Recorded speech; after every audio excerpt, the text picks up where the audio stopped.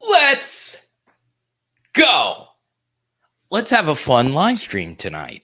Why not? Obviously, we had today a very lively practice happen at LSU's campus. So, tomorrow night, we'll have a film study from some of the 11 on 11 plays. And there was one play in particular that really stuck out to me, and it was not Walker Howard to LACY. That's what's getting a lot of people excited. That play was really nice to see. Two newcomers, right? But obviously, there is so much to get to, including a pretty big development. And I think the biggest development of spring football up to this point, ladies and Gentiles, is Will Campbell. It looks as if he is solidifying that starting left tackle role. And it's going to be interesting to see what Tyler Steen decides to do, the hotly contested transfer portal left tackle from Vanderbilt. So today we're going to talk about the practice, some of the footage I was able to see, some of the people I was able to talk to that was at the practice, some of the people that I trust when it comes to just player evaluations. We're also going to touch on five-star defensive end Jaden Wayne coming to LSU. This is a really, really impressive kid. I saw his tweet earlier about how shocked he was to meet Bill Polian, which lets me know that this kid really appreciates the history of the NFL. I think if you were to poll 500 recruits, I would say probably 10 of them know who Bill Polian is. So that was pretty impressive stuff. Obviously, we would really like to see Jaden Wayne be a part of LSU. Now, what's very interesting is he is not my number one defensive lineman in 2023. There is one kid that I actually have a connection to in that class who I hope LSU lands. And we'll talk more about him down the road as we move along in this recruiting cycle. But to me, the big story here involving transfer portal news, Tyler Steen, and waiting to see what is going to happen with Sevyn Banks. And also tonight, we're going to talk about Jaden Daniels. Today was the first time that Jaden Daniels was able to meet with the media. So let's go ahead and welcome everyone on in here. What's up, Cliff, the Prez? Chris is in here. Danny Girl, as always, getting bombarded with love messages. Jay, KMC, the normal crew in here tonight. Skipper, Jared, Alan, good to see you. He wants to talk some Harold Perkins today. And I want to shout out my friend and yours, Jason. So this is the energy that I love from PHL. I have every t-shirt size in stock, okay? Every single one of them. So there are no excuses for you to not take advantage of getting a PHL t-shirt. And tonight, once again, I'm still waiting. I've given out different options here. Next person gets a game-worn Devery Henderson jersey. There's some other options of some higher-end LSU cards that I have. And I'm going to do something that I normally don't do. I know that there are a lot of Drew Brees fans out there. I am going to send out this rainbow Drew Brees Illuminates. Or no, this is Illusions. To the next person that gets a t-shirt, you're going to get this Drew Brees card and the Devery Henderson card because we all remember, right? Number 9 to number 9.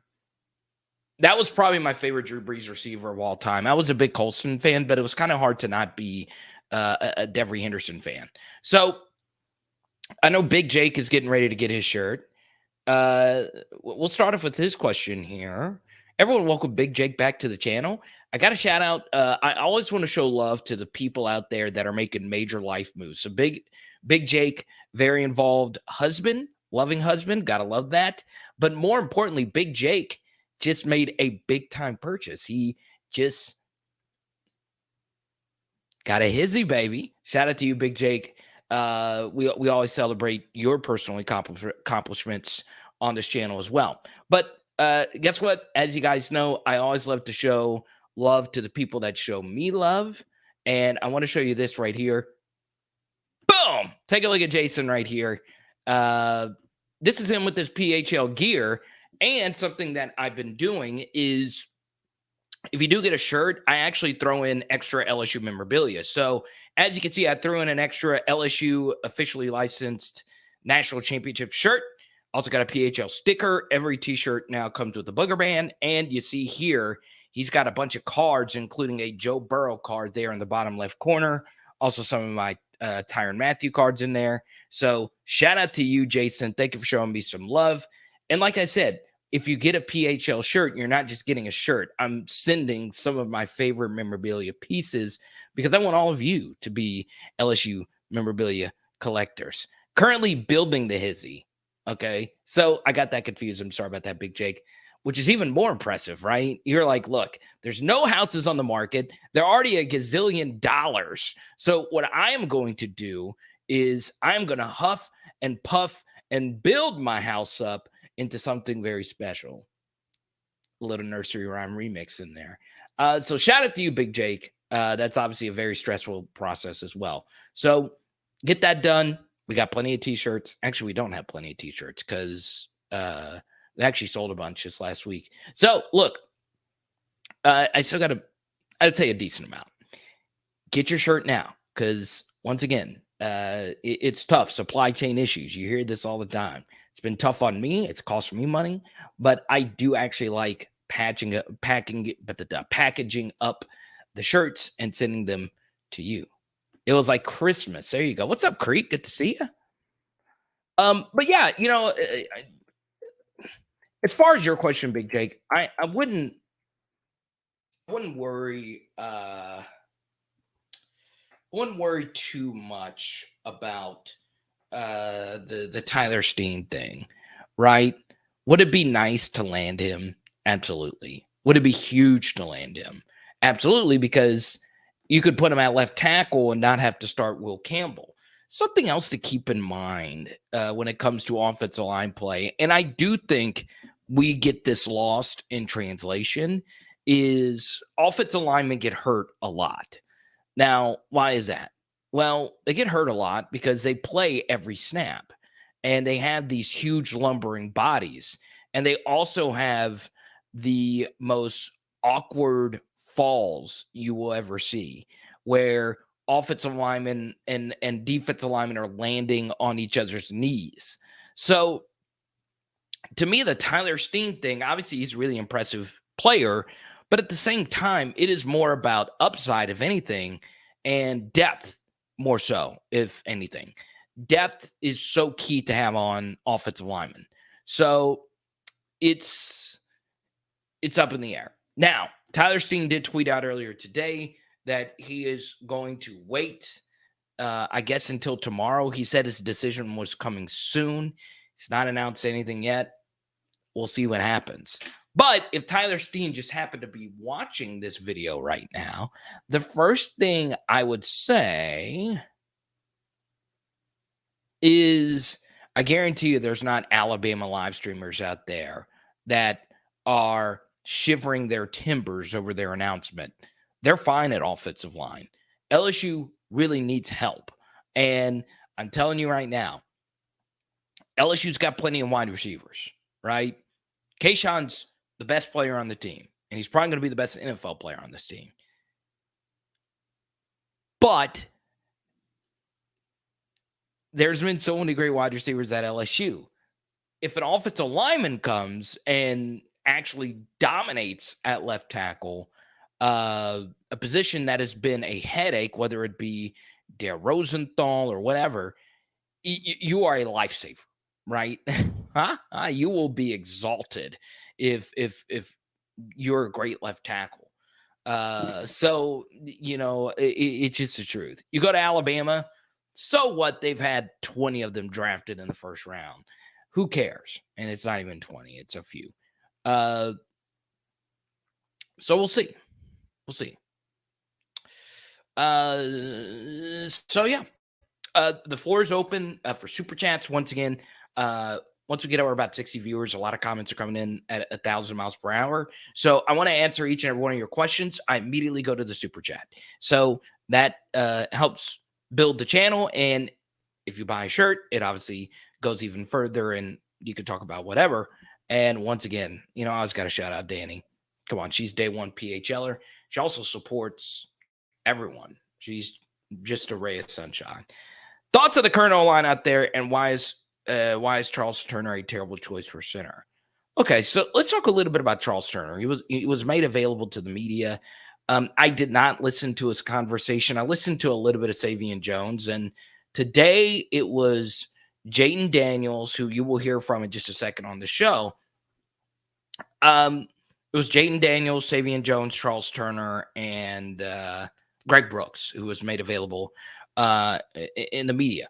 Now, KMC says Charles Turner's getting bullied in one-on-ones, and we're obviously probably all having withdrawals with the one-on-one situations, because it sucks, right? You were so used to seeing Liam Shanahan last year getting drilled into the backfield. Now, that is concerning. Like, it does seem every time you see Charles Turner going on a rep in those one-on-ones, he's getting pushed back.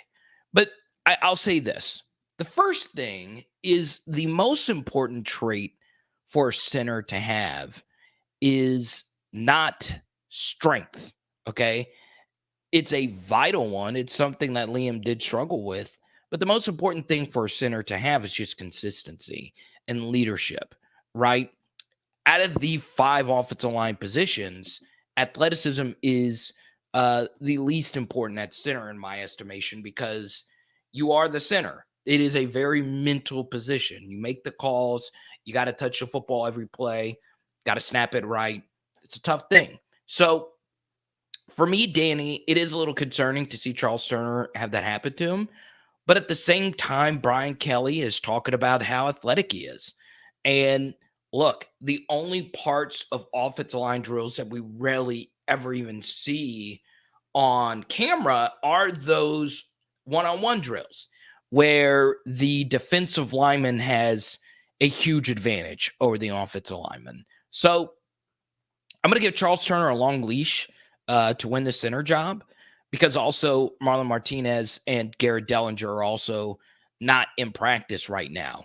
And to take it even one step further, Danny, about the center position that you do hold near and dear to your heart, one thing that is really huge for me is Fitzgerald West is getting all these reps. Now, I'm not talking about getting to play next year, but this is good for his development, because Fitzgerald West, when he was at LCA, was focusing on playing a lot of positions. He was a nose tackle. He was a defensive tackle. He was a center. He was a guard. So him getting to focus in on one position and getting a lot of reps is good for the future for LSU's offensive line, because I think going into next year, LSU is going to want Fitzgerald West to be their starting center, and he be a 2-year guy, or potentially year 3 if Dellinger becomes an actual center. So shout out to you, Danny. Thank you for the super chat. We go to Creek Dweller. I'm so pumped to see LSU on the field in Death Valley, even if it is the spring game. Okay?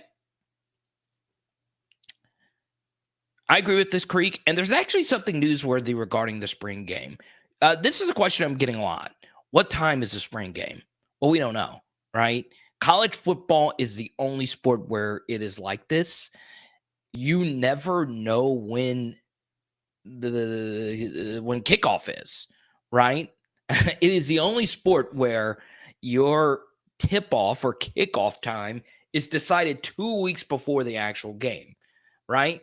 Now, there are other sports where it's determined in like certain tournaments and whatnot, but every other sports regular season, you have a game, it is set for a day, but not college football. And that's even all the way down to the spring game, because obviously whoever owns the rights to the spring game, which I believe is the SEC Network and ESPN, they're going to tell LSU what time of day they want the spring game to be.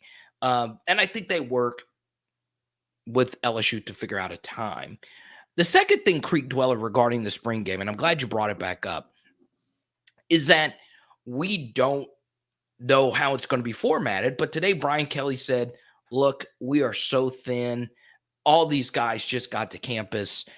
We're just going to do more than likely offense versus defense. So normally in other spring games, you see one purple team, one white team, right? And they're split up, first team offense is one team with the second team defense and vice versa for the other team. Brian Kelly said it's probably just going to be offense and defense. So just keep that in mind. So I'm glad you brought that up, Creek. Good stuff. So we are over 100 people. Big Al has been getting on me about this. If you haven't already, please subscribe and ring the bell. It goes a long way. And like this video. So, as you guys see tonight, I am wearing one of my many Joe Burrow shirts. A lot of you are bringing up Dwayne Haskins. It is really sad, right? So I'll say this personally. So I ran a 5K this morning, and I almost got hit by a car. And there was police escorts, right? It's a scary thing. It's a very scary thing. I was just walking around downtown, almost got hit by a car with my friend. We were just we were in the crosswalk, just walking. We're looking at the driver, and he almost still ran us over. It's a scary thing. It's a very scary thing. But I don't want this to be about any of us. I want all of these positive vibes to go out to Joe Burrow, right? That's his friend. It's probably one of his closest buddies, right? And I know they competed, and I know it's kind of crazy to say this, but Dwayne Haskins is a part of LSU football history, right? And beating out Joe Burrow for that starter's job, and a lot of that was Joe Burrow's being hurt and Haskins having some playing time over Burrow. But I really do feel for Joe right now. This is a fragile world that we live in. And I know Joe and Dwayne, you can go back to when Joe actually got hurt. Haskins ran over and consoled Joe. Those two have had the highest of highs and the lowest of lows. So I really feel for Joe right now. He's in the NFL. We don't talk about him as much. He's always in our background in multiple ways, at the bobbleheads, the cards, and the painting. But I really do feel for Joe. I feel so bad for him. He's probably sick to his stomach. I feel bad for Najee Harris and the teammates that were with them. And, I don't want to get into all the other extra shenanigans that happened on social media today surrounding that. But I really do feel for Joe. I really do. Can you post a link to buy a shirt? So all you got to do, Venmo, Cash App, follow the instructions right there, and send $40 there and shoot me an email at powerhourlsu@gmail.com. And that way, Robert, we're able to connect and you're able to talk to me whenever. It was good, Chris. So it was for a dog shelter, actually. And it was great. It was great. So Z Baby actually ran the race with Haley. So it was like a little walk. And of course, Z went way off track. We'll talk more about that a little bit later. So there you go.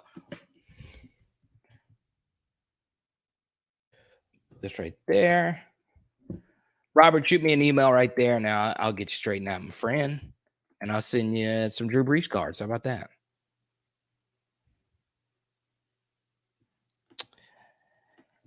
Yeah, Danny, I'll say this as well about this.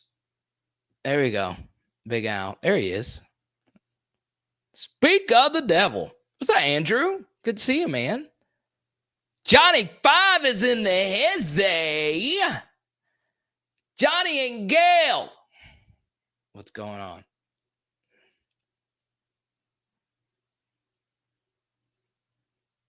Yeah, it's crazy, right? It's crazy. And look, I know Dwayne Haskins didn't work out in the NFL, but it's a little bit of the Jamarcus Russell thing. Like, yeah, he didn't work out in the NFL, but Haskins was a BAMF in college. That dude was a monster. And I was very lucky to be at the Rose Bowl. And it was funny because that Rose Bowl between Ohio State and Washington happened the same day that the Joe Burrow UCF game happened. And I was on the field for that game. It was crazy. I'm still in shock that I got to go to the parade and all that stuff. And I wanted to go see if Haskins was like the real deal. And I watched him in warmups. That dude's arm is still so freaking crazy. Like I'm still blown away how talented Haskins was with this arm. So there you go. Brandon, what's good?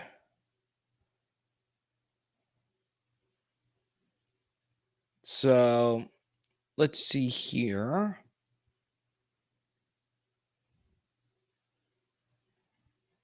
Only running I do right now is for boiled crawfish and boudin. I'm missing my home food lately. I'm deciding to take a trip home for crawfish.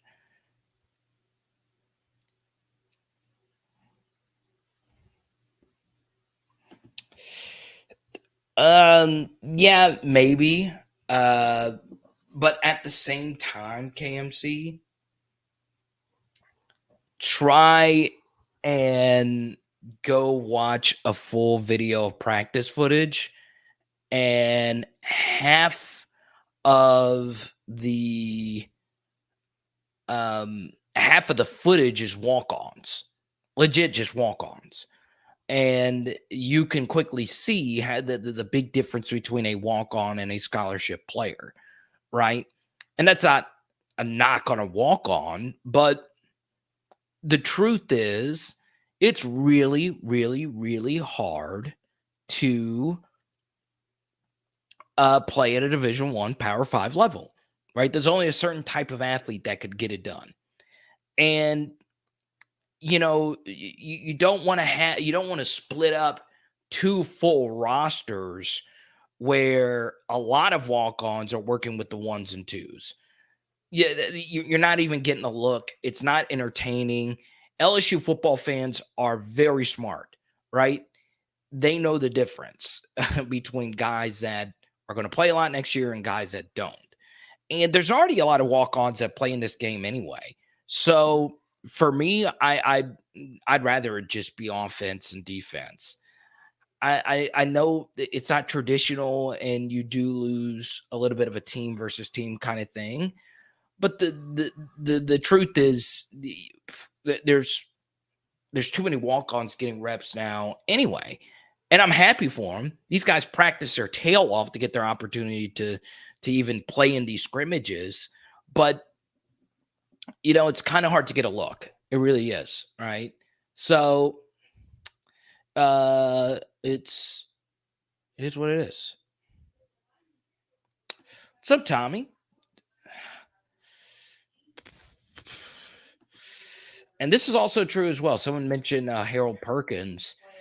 You know, the more I watch these scrimmages, the more I think Harold Perkins is going to play a lot next year.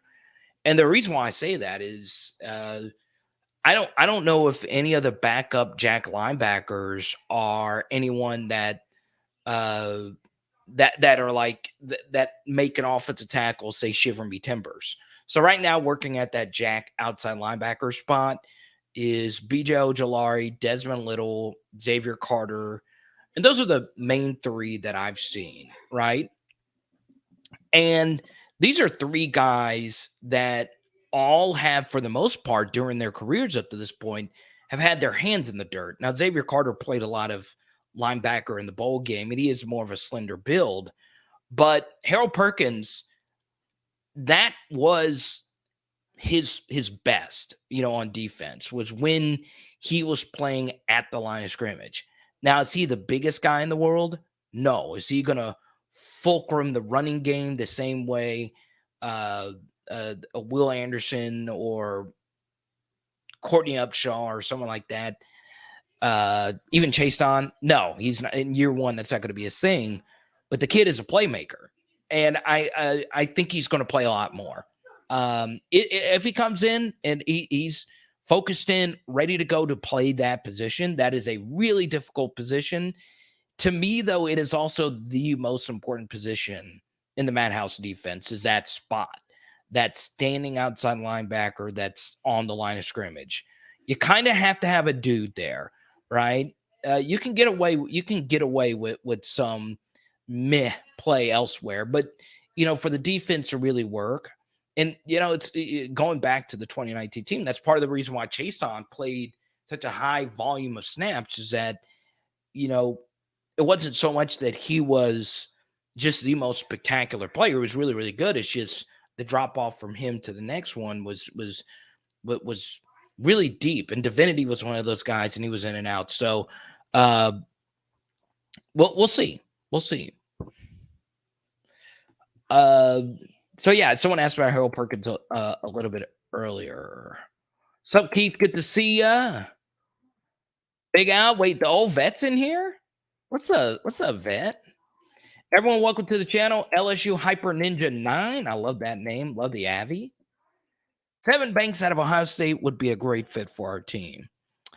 I think so too. I think it's worth taking a shot, right? So I saw Chris talking about the hip injury. So I'll share this once again. I am not a doctor, right? I do, however, know quite a few people in the sports medicine industry. And that hip injury is brutal, right? Needless to say, the best athlete arguably of all time is Bo Jackson. And guess what? Bo Jackson never played either sport after that hip injury at a high level. It's a tough injury to overcome. And they compare that injury all the time. So look, the truth is Sevyn Banks fully up to health? I don't know. But do I think it's worth the shot? Yes. For a few reasons. The first is Jarek Bernard-Converse is already hurt. Okay. The second thing is, and he's going to be healthy for the season, but this is just the honest truth. LSU defensive backs have been very hurt the past couple of years. Very, very, very hurt. It sucks. It is what it is. They've been very, very, very hurt. Now, is there any way you can change that? Not really. Injuries are mostly random. I do have her think the scheme that LSU ran lends itself to a lot of injuries being had. So I think that may help out this next year. But LSU's cornerback room right now, Demarius McGee, Redarius Jones, Jarek Bernard-Converse, and Mekhi Gardner. That's your corner room right now. Maybe Jay Ward could pop back out there and play some more corner. I think it's fine. I think you can get through an entire SEC season with that cornerback room. But at the same time, it's not your traditional LSU cornerback room where you're like, okay, that guy's a first-round pick. That guy's a first-round pick. That guy's a first-round pick. So, I do think Sevyn Banks is worth it. And everyone, welcome LSU Hyper Ninja 9 to the channel. I just love this avatar. Can't quit looking at it. We had 3 Joe Burrows. It's good stuff, man. I'm rocking my Joe gear tonight. Once again, my thoughts go out to Joe. Yeah, that's all who I was thinking about. Obviously Dwayne, but I'm thinking about Joe, man. Yeah. I don't know Joe personally, but still. See? Tell everyone you ran a 5K today. I'm say it to Z, baby. You ran a 5K? Look at her. You ran a 5K today. Hey, everybody. Even though you went a mile and didn't finish.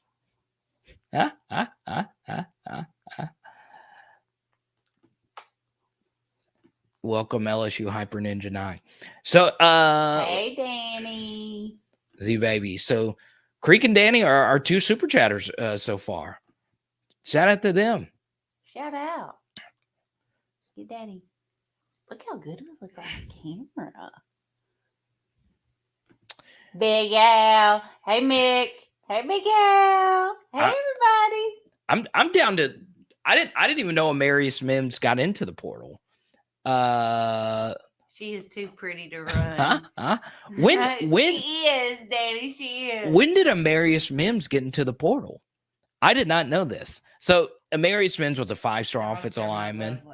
A lot in the same mold of like a Tristan Lee, a Jedrick Wills, just 5-star offensive lineman. Amarius Mims is like top 10, right? Yeah, Michael, I'm totally down taking a flyer on Amarius Mims. But I don't know any of the other circumstances surrounding that transfer portal. The thing is, Michael, as well, this was an hour ago. Okay. So this is the thing about the transfer portal. And look, Brian Polian was talking about this week.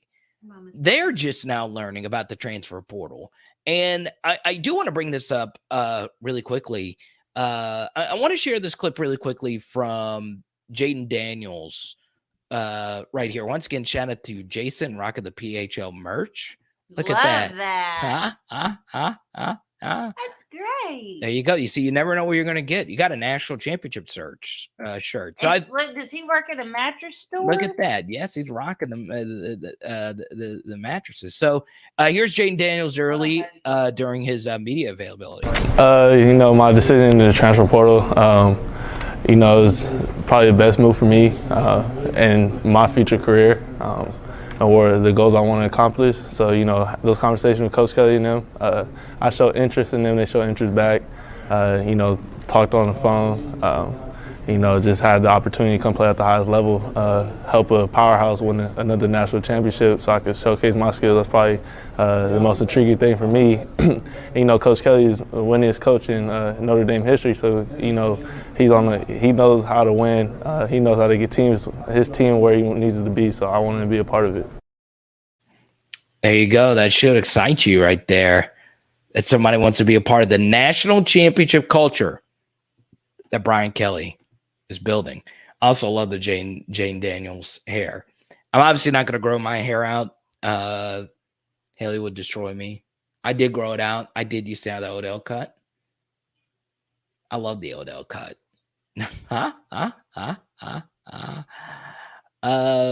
So yeah, that was Jane Daniels.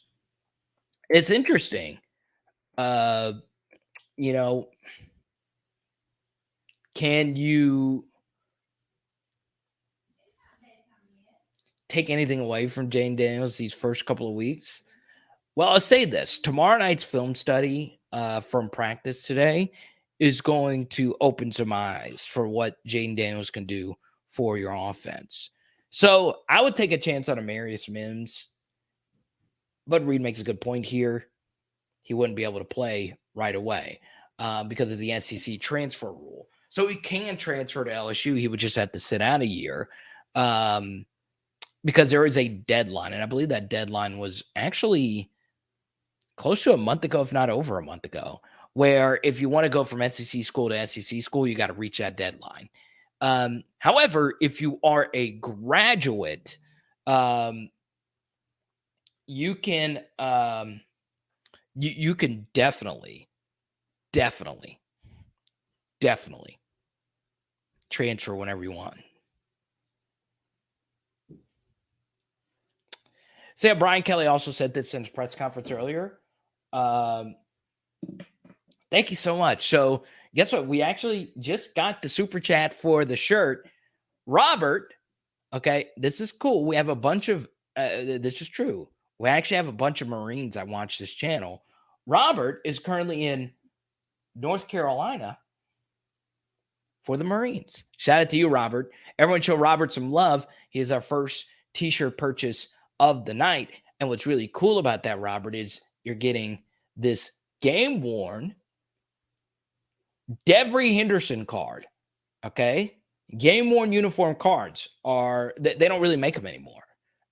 So it's really cool. Anytime I get a game-worn uniform cards, it's kind of become my favorite thing. I know autograph cards are like the most popular things. I'm collecting a bunch of starting to get into Drew Brees game-worn uniform cards because they are relatively cheap to Drew Brees autographs. So I'm going to send you this Devery Henderson, Robert, and I'm also going to send you this Drew Brees refractor, baby. Gotta love it. Shout out to you, Robert. Look at that, Robert. You got some fellow USMCs out there, baby. Let's go.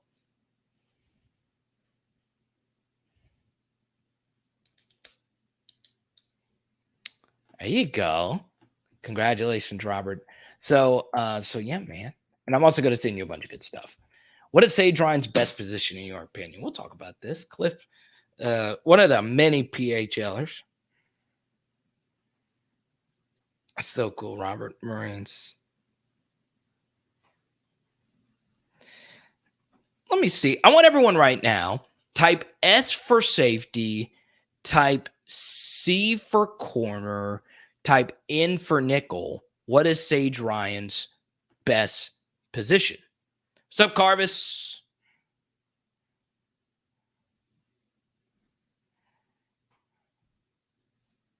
Okay, will you super juice me? Yeah. I'm like on 13%. You're on 13? Yeah. On your phone? Yeah, on my phone. You better have it on silent. No, I just put it on airplane mode. Are you on airplane mode? Yeah. Okay. There he is. Who's in there? Carvis? Carvis is in here tonight. Big Al?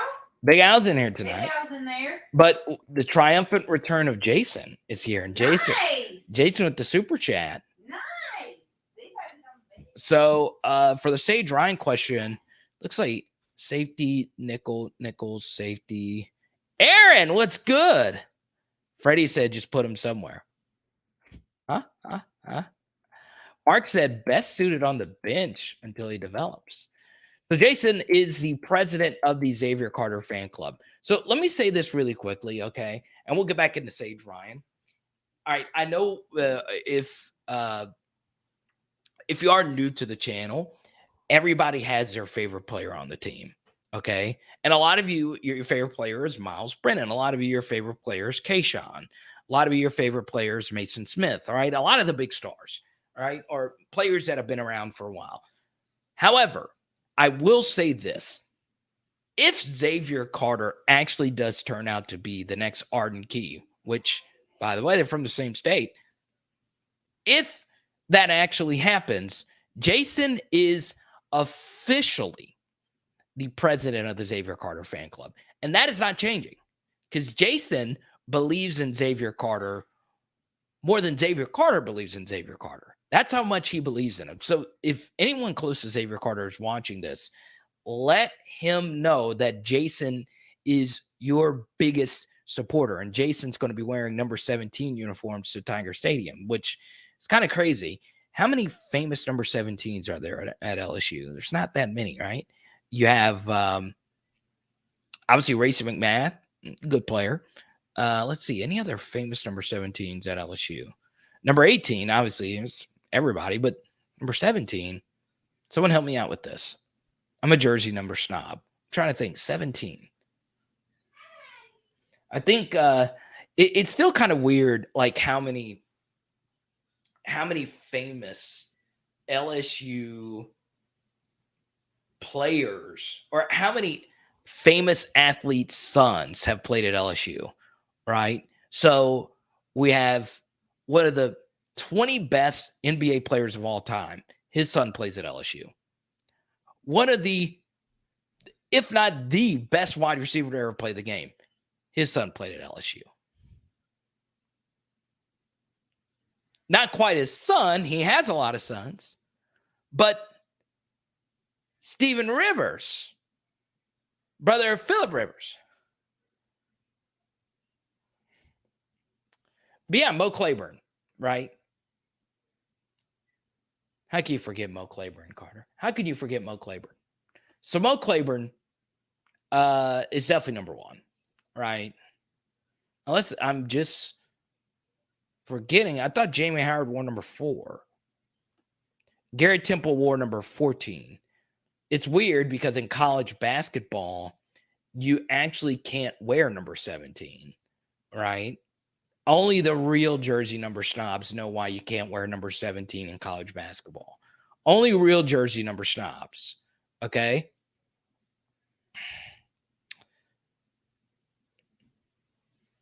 I'm not going to explain why you can't because then it gets really nerdy and we're wanting to stay on topic here. But any news on Xavier Carter progress? Jason, the good news is that he's out there, right? And he's learning this position that he was recruited to play, right? When he got to LSU, they were recruiting him to play defensive end. He's not a traditional defensive end. He is a standing outside linebacker, right? That's just his position. So that's good. Jason, he is going up a lot against Will Campbell, and Will's gotten him a few times. But Xavier Carter has been very active. And let's just say the standing outside linebacker thing doesn't work out. He could go back to traditional linebacker. Something else, Jason, that's going to be very interesting with Xavier Carter is that, of course, he's fighting against like Philip Webb and other guys for that backup standing outside linebacker role. Obviously, BJ Ojulari is starting there. And as of this moment, it looks as if Harold Perkins is going to play that position as well, more than likely. So, Xavier Carter is fighting to be the backup, and will get reps at backup. But to me, Jason, what makes Xavier Carter very interesting is last year he was a very active special teamer. Now, Greg McMahon is gone. Brian Polian is in. Brian Polian is obviously very active in special teams. They're working on punt install right now, trying to get everything set for punt team already going into next year. So that's going to be the big thing. If Xavier Carter stays, he is a guy that is a very capable special teamer because of his speed, and he does have some size. So punt team, punt return, kickoff team, and kickoff return, he could play all of them. And he does have ball skills because he played 7-on-7 football a lot. So I can easily see Xavier Carter being an A special teamer and hopefully being a situational pass rusher the same way that they would use Marcel Brooks on 3rd and long. So we'll see what happens. LSU has 3 scholarships left for this cycle for transfers. So let's go back to some of the Sage Ryan responses. Thanks again, Jason. Good to see you again. A lot of safeties here. I do agree Sage Ryan is not going to play traditional corner. He's not an outside corner. I think for me, Sage Ryan, the number one thing is just getting healthy, right? Just get healthy. That was very interesting. Is this Devery Henderson card is made by a company called Sage. But anyway, I think for me, Sage Ryan is the Swiss Army knife of this defense. Can he play safety? Can he play nickel? I do think at this point, it's going to be really hard for Greg Brooks and Joe Fuchsia to not start, right? They're experienced. They played a long time. This is obviously their dream to play at LSU. They've always played with a chip on their shoulder that LSU kind of sort of overlooked them, in particular Greg Brooks. But yeah, I think for me, I think for me at this point, Sage Ryan is going to have a tough time starting. I do think so. I would say no to him starting because he's been so injured. But is he one of the 5 best defensive backs on the team? I think so. Does he have higher upside than some of the players who might start ahead of him? Absolutely. We're a big Sage Ryan channel. We saw what he did in the 2 games that he played. He was very active. And I'm going to tell you this. as Cordell Flott can attest, if you play man coverage on every snap like LSU did the last year and a half before the Bama game this last year, the nickel is the worst position to play. It is the worst position if you're playing man coverage every time, because all they're going to do is drag route you to death. That's it. Campbell's as stout as any freshman tackle I've seen, and his motor never stops. He got beat by Jones and said nope and dominated the next rep. Absolutely, Jason. And I'm just trying to hold back from, overhyping Will Campbell. I'm kind of blown away how dominant he's been, right? Actually, I'm very blown away. The motor is definitely there, right? He doesn't give up on plays. Like he legit keeps going to the whistle. And part of the reason why I don't want to talk too much about Will Campbell is that we've done 2 videos on him, and he has been the superstar of spring practice for me. He has been, to me, the biggest revelation of spring has been him just kind of taking over that left tackle spot, right? And what's good about that is that allows Cam Wire to play on the right side where I think he's better. That allows Miles Frazier to play guard, which could be a better fit for him. Maybe Tremont Shorts isn't ready to make the jump from ETSU to where he is right now. So the truth is, Will Campbell is really freaking good up to this point. And I'm just going to cliff notes it here. Tomorrow night, for the film study tomorrow night, there was something Will Campbell did in practice that I saw today that was so freaking unbelievable that I legit didn't know what to do with myself. I was like, holy crap, this is really special stuff. So yeah, I'm all in on Will Campbell. I at first I was like, well, I don't know how I feel about a true freshman starting. I thought his high school tape was very, very good. I'll say this. You could tell the players that put in work from when they were at high school to college. And it's pretty clear Will's put in some work. And look, the guy who had a notoriously great work ethic from high school to college was Mason Smith, right? Because if you watch Mason Smith, the Terrebonne, he would dominate. But, he had some sloppy weight. And then Mason Smith changed his diet completely, changed his mindset on a lot of things. He always played hard. He always put in a lot of work. But you could just tell Mason, took it to another level. And day one, he was dominant versus UCLA. So some guys just have the IQ. Some guys just have the motor. And LSU is very lucky that their highest rated lineman last year on the defensive side has it. And their highest rated offensive lineman this year has it too. Some guys just get it, and those 2 guys obviously do. And yeah, so tomorrow night, if you're a big Will Campbell fan, you want to tune in. I'll drop it probably at 6 Central. I'm blown away by Will Campbell. And Jason says Emory Jones. I like that too. We'll talk to Emory Jones. And Jason, thank you. Just keep firing these things away, man. I'm feeling good about this. Langlois put on sides, and his name has been said a lot during clips of reps and drills. Man, I'm a big Matthew Langlois fan. I'm a New Roads guy. I owe New Roads, Louisiana, my life. Literally and figuratively, it's my favorite town in Louisiana. Point Compete Paris, let's go. I hope Matthew Langlois starts. I hope Matthew Langlois turns out to be the next Grant Delpit. Yeah, it's going to be interesting what LSU does at safety. I would say right now at this point, just based on what we've seen rotational wise, Matthew Langlois is ahead on the depth chart of Derek Davis Jr. So I think him and Sage are going to battle it out for one of those safety spots potentially. But I think right now you can pretty close to pencil in Joe being one of those safeties, right? But Matthew is a sub 1,100 meter guy, so he's obviously got the speed to play.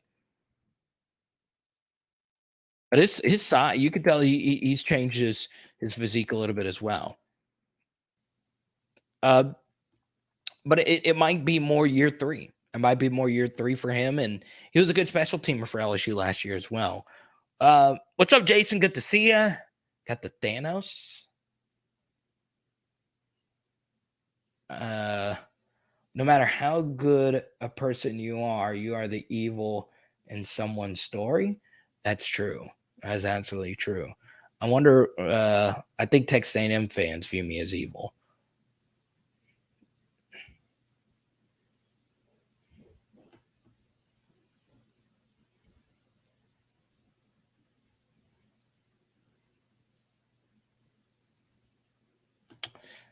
That was a good throw.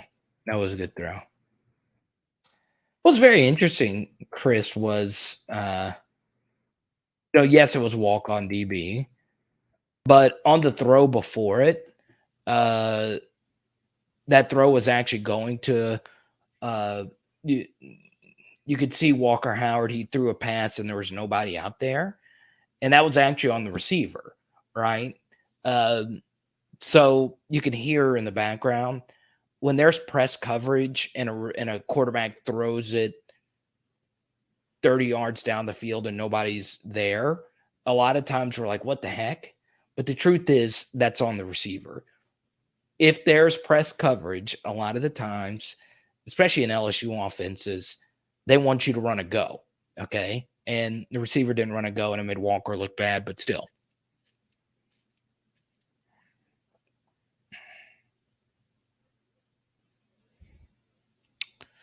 Yeah, Jason, deep but uncertain at safety. I'll say that. So I don't see Caucus in here. I also don't see Tyler. So who is going to be the Venmo trivia guy or gal tonight? So we've been getting some great LSU trivia questions. I actually have a good trivia question tonight. Okay.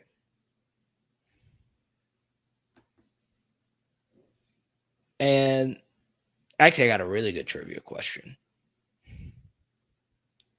So I saw this comment in here. Someone, once again, I know I pick on you guys for this a lot. Switch your avatars. Switch your avatars to faces. Okay. Nola P, good to see ya. Normal guy, good to see ya. Bless, good to see ya. Sip G. Right now, every DB is getting beat. A lot of them are going to be by that wide receiver room. My starting 5 wide receivers at this point, first 3 off the bench. So yeah, let's just say we're running 5 wides. Okay. So let me do this, Jason. I think right now, if LSU had to field a team, they would just go 10 personnel, and Jack Besh would be your receiver tight end. Obviously, Jack's not been practicing a lot. You didn't see him. They're not going to risk Jack freaking Besh right now. Everyone knows he's special. So, and once again, it's going to be kind of weird now because, like, I don't want you. This is the thing. Obviously, I'm as honest as I can about players. My evaluation of Jack Besh is still the same, even now that he's been on the channel, and I've talked to him a few times, okay, which is really cool. But I think we can all agree Jack Besh is one of the best players on the team. So he's probably going to start. And then right now, obviously K-Shot's going to be a starter as well. So I think those two are going to be starters. Now you got to figure out who your other receivers are. And I think at this point, I would say Dre, and I would probably say Malik. But for me, it could be any one of these guys. One thing that's bothered me a little bit is I don't like that that we haven't gotten to see Chris Hilton in the scrimmages, because Chris Hilton has looked really good in these drills. He's catching the football all hands. His routes look crisper. His body looks different. But I do think if LSU sees that you have some injury history in your background, or if you're just the slightest bit dinged up, they're not going to practice you. It sucks. I'm sure these players want to play. They're going to be very cautious. It's just how it is. And, you then say, well, if players are good enough to play in a game, what's the point in having these practices? Well, it's install. Sometimes you don't need to see a wide receiver run around to see if they can play or not. So right now, Jason, my starting wide receivers would be Kayshawn, Jack. They were the two best receivers last year. And Jure was the number 3, if not number 2, wide receiver last year. And then my 2 backups would be Malik and Brian Thomas Jr. Now, of course, KYREN LACY is going to have a lot to say about that. He had a really good day today. Chris Hilton's going to have a lot to say about that. He also had a really good day today. And we'll see what happens from there. The one thing I would say at this point, Jason, is I would not count on Deion Smith being back on this team. I just won't count on it. I think that ship has sailed. Really liking who Brian Kelly's been targeting for 2023. Okay, we'll talk to 2023 recruiting. A lot of DBs and O-linemen would love to have some D-linemen because you can, back 5'6", but an elite D-line will make it okay. Look at a great example, Georgia. Yeah, Max, there's a lot of great defensive linemen in this class, 2023. I do believe the DJ Hicks hype. He's the number 1 defensive lineman in the country. And I'm proud to say that his father is a friend of mine. We played at the same high school. He's a little bit older than me, and I'm really excited to see what his son is going to do. Now, I hope his son doesn't go to Texas A&M, but a lot of the elite defensive linemen in Texas are going to Texas A&M. So I would really like to see LSU get back in that race, but it's going to be tough.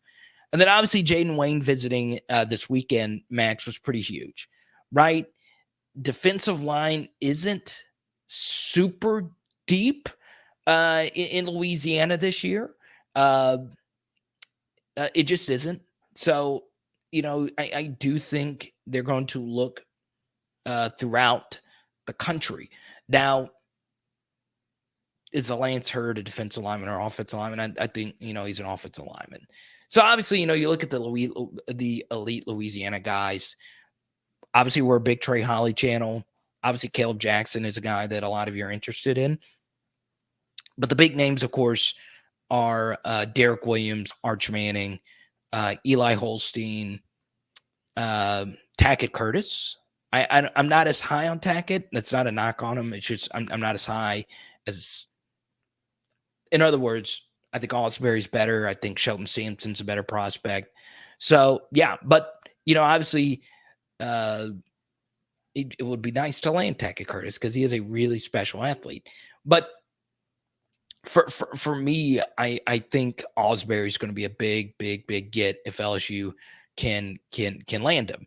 Now, Derek Williams is very impressive. I think, the last top 50 player from New Iberia turned out to be really good for LSU. And that, of course, is Kayshawn. So they've got some work to do there. And hopefully they're able to get that done. And we'll see. We'll see. I'm sure Bama's in his ear. Bama's aging a little bit at safety as well. And they just got his teammate in this last class. So that's going to be a big primary target. So we'll see. We'll see. But yeah, Derek Williams for me, Max, is a major priority. And I think Brian Kelly knows it. I think there's a photo of Brian Kelly talking to the young man. He's good. He's a really good player. Those are the kind of guys you kind of need to make sure you land, especially knowing you missed out on the top safety in this last class. So we'll see. We'll see what happens. But yeah, Max, good to see you again. Max, also a new member of the PHL T-shirt club. What's up, Jason? You think they look at someone like Ibieta to return kicks year one? I do. I think Landon's going to play some next year on special teams. It's going to be so hard for him to find his way in the receiver room. But I like Landon a lot. Obviously, the best attribute to his game is his speed. He's got really special speed. He's one of the fastest recruits, period, out there. So I'm a big Landon believer. Year 2 receiver, year 1 special teamer with, get the football in his hand, see what he can do as a kick returner. What's up, Mac?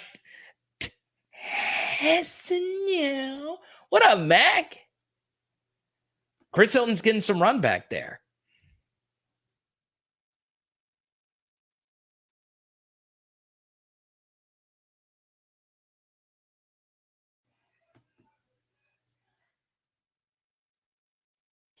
Yeah, I'd like Dion to be here. It's just, if he were to come back, I think he's going to want to play.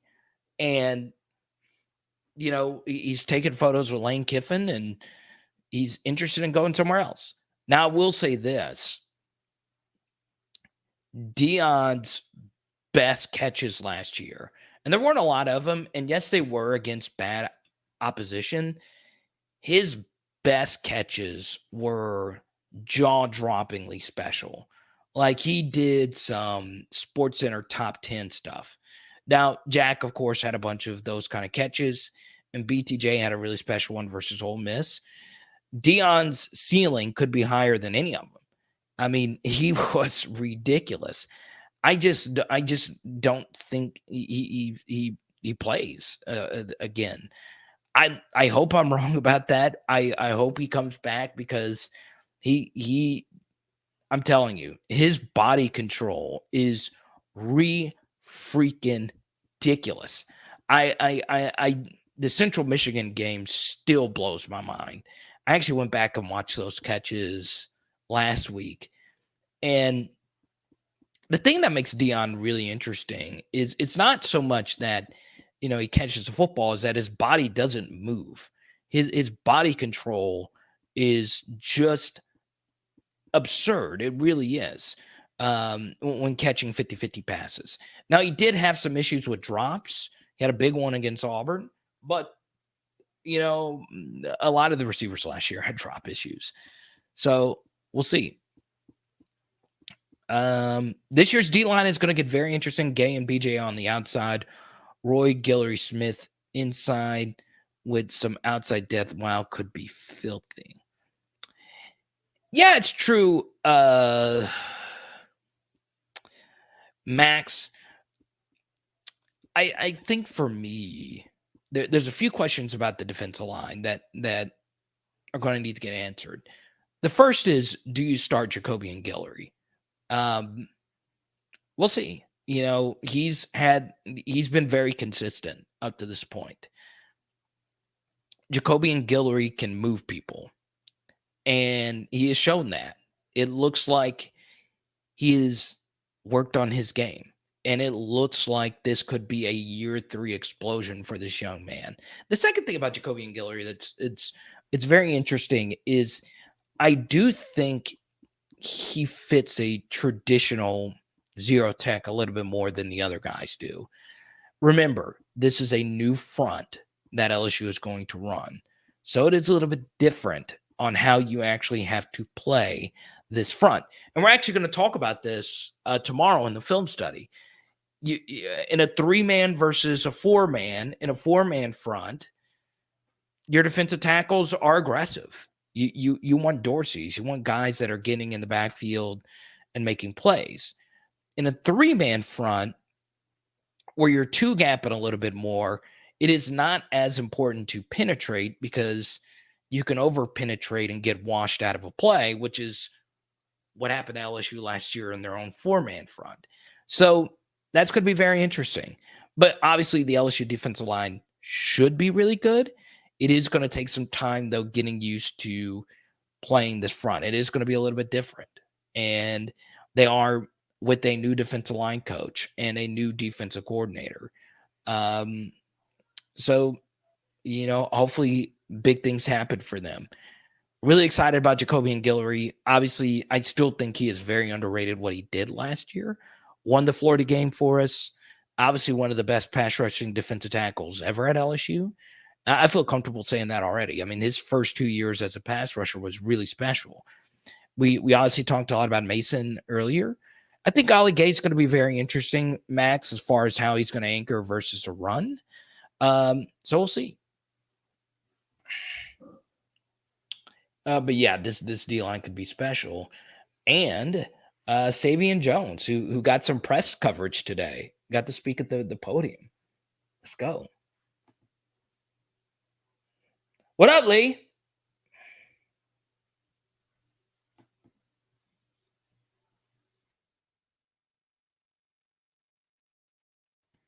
Bryce Langston's very interesting. Nothing really I've seen so far that's really just popped out. So yeah, but right now, he's a deep rotational piece, and we'll see. Feels like forever since I've seen a kick return touchdown. What was the last one? South Carolina with Trey Palmer, who is really, really good at kickoff returns.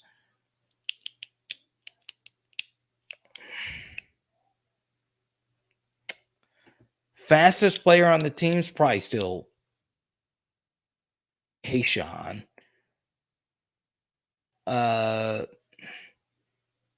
Hilton or Goodwin. Really, Hilton is probably up there as well.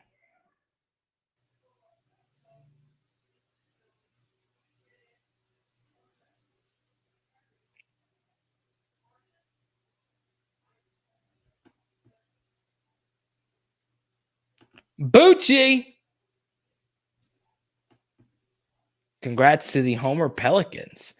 And speaking of which, let's go, Pels. 146 people in here. Gotta love it. So, if you are new, if you are just scrolling through YouTube, you're trying to go watch some Logan Paul, or you're trying to go watch whoever, and you're like, look at this ugly dude talking about LSU football with toys in the background, Chris Carter jersey in the background. Why would I click on this guy? Well, if you are a diehard LSU football fan, if you've not subscribed to this channel just yet, what are you doing with your life? Only diehard LSU football fans. If you just kind of like LSU football and it's not like your pride and joy, if this is not one of the top 5 things that matters to you in your life, this channel's not for you. This channel's not for everybody. It's not. You have bold opinions. You got some strong commenters. It's not for everybody. I'm not one of those YouTube people that say, well, just tell an LSU fan. Which, it's key. Tell your friends and family about the channel. It goes a long way. But like I say at the during every live stream, think of that one diehard LSU football fan. Just think of one. Every single one of you are thinking of that person right now. It's your Uncle Rick. You might not like your Uncle Rick. He might have taken 3 to-go plates at the last barbecue. You might not like him, but he's a diehard LSU football fan. Tell Uncle Rick about the channel. We're Jay Hill approved, baby. Shout out LSU baseball and softball. Shout out to Trey Mother Effin Morgan. I don't watch a lot of baseball. I just got to be honest. I just can't. Katie Joe, it's been a while. Good to see you. I don't watch a lot of LSU baseball, but last night, I texted Blake about this yesterday. Last night, I turned on the stream, and freaking Trey Morgan is at bat, and when we really needed it, that kid just makes 9th inning plays, baby. Let's go, Trey. Let's go. I'm not. I don't know if I would even classify myself as like a real LSU baseball fan. I feel like real LSU baseball fans watch full games, right? I cheer for LSU baseball. I was very happy to see that last night.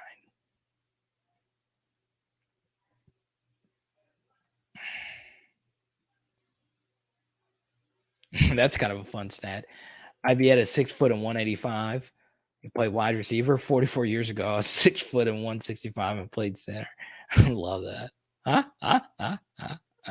Safeguard your soul. You watch a lot of my videos. I really do appreciate your support. So there you go. Everyone, welcome Katie Joe back. Katie, it's been a while. I remember you were super chatting some good offensive coordinator recommendations a few months ago. Good to see you again. Jaquelin Roy's going to be a first rounder. Yeah, I think so too. His pass rush ability is pretty high end. And shout out to former PHL guest Van. How good is Sevyn Banks? That's a good question. Let's talk about Sevyn Banks. Look, the truth is in the pudding. Do you want a defensive back that has college football playoff experience? Sign me up. Sign me up. Because I'll tell you this, right? We talk about the great – what's up, Jay Chillin? We talk about the great Georgia defense, right? And earlier, Max, you had a really good super chat. You were talking about how good of a defensive line you have to have. And Georgia won their national championship. Their best unit was their defensive line by far. But what was really impressive was Georgia's missing piece on that defense was a college football playoff transfer portal star, Darian Kendrick. And what did Darian Kendrick do? Well, he sucked versus LSU in the national championship game. We absolutely torched him. And he sucked in the college football playoff the next year versus Ohio State. So what did Darian Kendrick do in this college football playoff?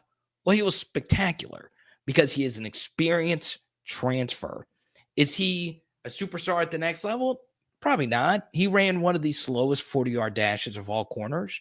But when you're a fifth-year senior and you've seen everything at the college level and you have that college football playoff experience, it goes a long way. And Sevyn Banks is in that same mold, right? He could be the missing piece for LSU's defense next year, okay? Now, obviously, the health is a major issue. Is his hip ready to go? At this point, I'm not sure if I'm worried about that, right? Because that alone is something that is worth taking a chance on. Now, I understand part of the Sevyn Banks hype is he's got a really freaking cool name, Sevyn Banks, right? He wore number 7, which obviously is an important piece of LSU history. LSU also got another defensive back from the transfer portal that wore number 7, Joe Big Play Fuchsia, and he looks like one of the best defensive backs in the SEC right now, just based on what we've seen in spring so far. He's looked really good, and he's a leader, and he's also an experienced 6-year 2020, right? So, for me, Darian Kendrick was phenomenal for Georgia, especially in those big spots. And Sevyn Banks has been in those big spots multiple times. Now, has he been a starter? No. Has he been a star? No. But he's got some playmaking ability. He scored a touchdown at Ohio State. He's got some ball skills. He's obviously got the attitude to play defensive back. But the health, you do worry about. And you also kind of worry about, some of what happened to him. So what happened was kind of the same thing with Jaden Daniels, but obviously to a far lesser degree. He was a tweener NFL prospect, right? And he got hurt and then heard from NFL officials and say, look, you probably need to go back. And then Ohio State had kind of moved on. They had 85 scholarships. They had younger defensive backs. And they were just ready to move on. So for me, Van, I think Sevyn Banks is worth it. I understand the health is a concern, but we have 3 transfer portal slots available. And finding outside cornerbacks is really hard, right? It's really, really hard. It's just not many of them out there, especially at this portion of where we are right now in the transfer portal cycle. I would put it at 90% that Sevyn Banks is going to happen. I've gotten some good information on that. Sometimes I get information, sometimes I don't. I feel pretty confident that Sevyn Banks is going to be an LSU Tiger next year. And we'll see. Is he better than Mekhi Gardner? Is he better than Jarek Bernard-Converse? I'll say this. All three of them are very experienced. All three of them have played in big games, high-pressure games, high-pressure situations.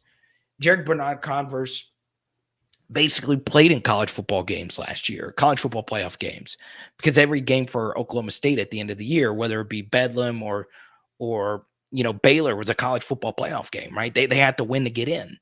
So for me, if you have to do a physical or anything like that, do it. If he is if he's not fully 1,000% healthy, take a chance. Take a chance.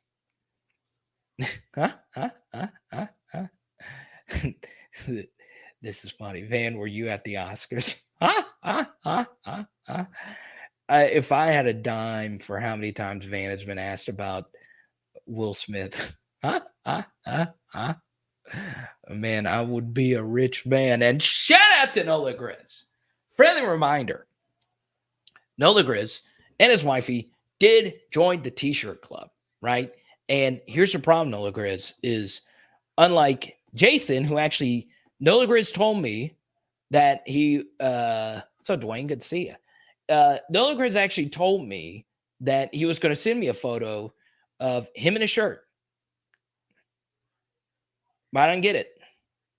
Jason, right when he got the package, said, look, I'm at a mattress store. I'm just going to put these shirts on a mattress and take the photo. Jason was so excited. He went to a mattress store and said, look, the lighting in here is good, and I wanted to show that PHL, it's a good bedroom attire, all right? Nothing gets the juices flowing like PHL merch, baby. Let's go. But yeah, thank you so much. I really appreciate you. And then also, Van, this is a very interesting prospect as well, right? Jalen Davis Robinson. Okay. We want to talk about the fastest guy on the team. We're talking about Langlois. We're talking about Ibieta.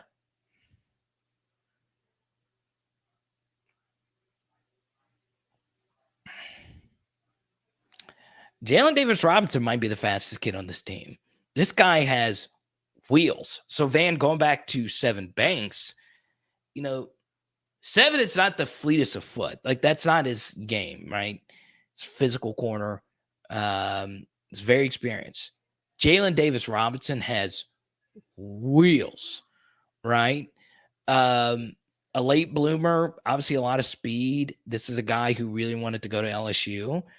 And I'm glad you brought him up, Lee. He is deserving of to be in the conversation because, athletically, he's going to be able to help LSU on special teams immediately.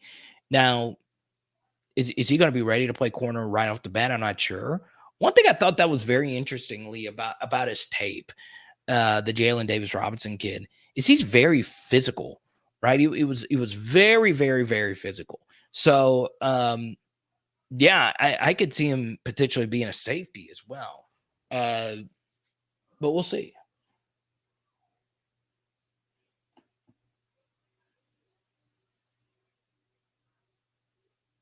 I love it, man.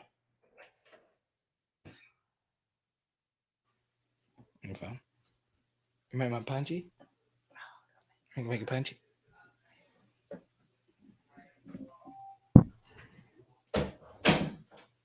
Let's see.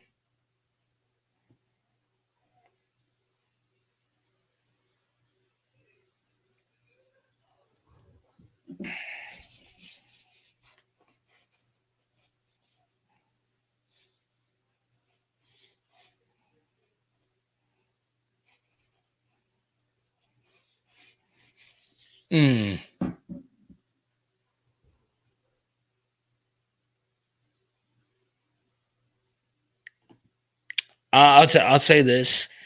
Sevyn Banks is not gonna be as good as Trey White.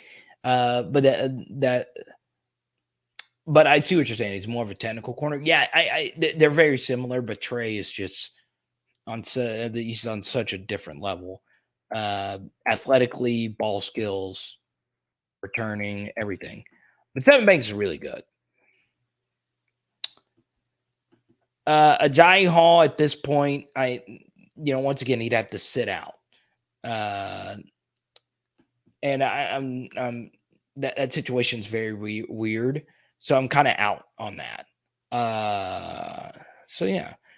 Dwayne, what's good? Dwayne's also a member of the PHL T-shirt club, if I am not mistaken.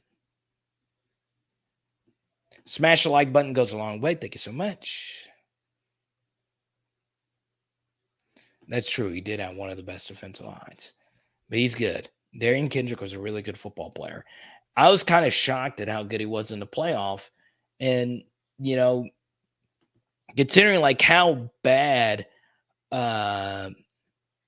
considering how bad he just got torched, right?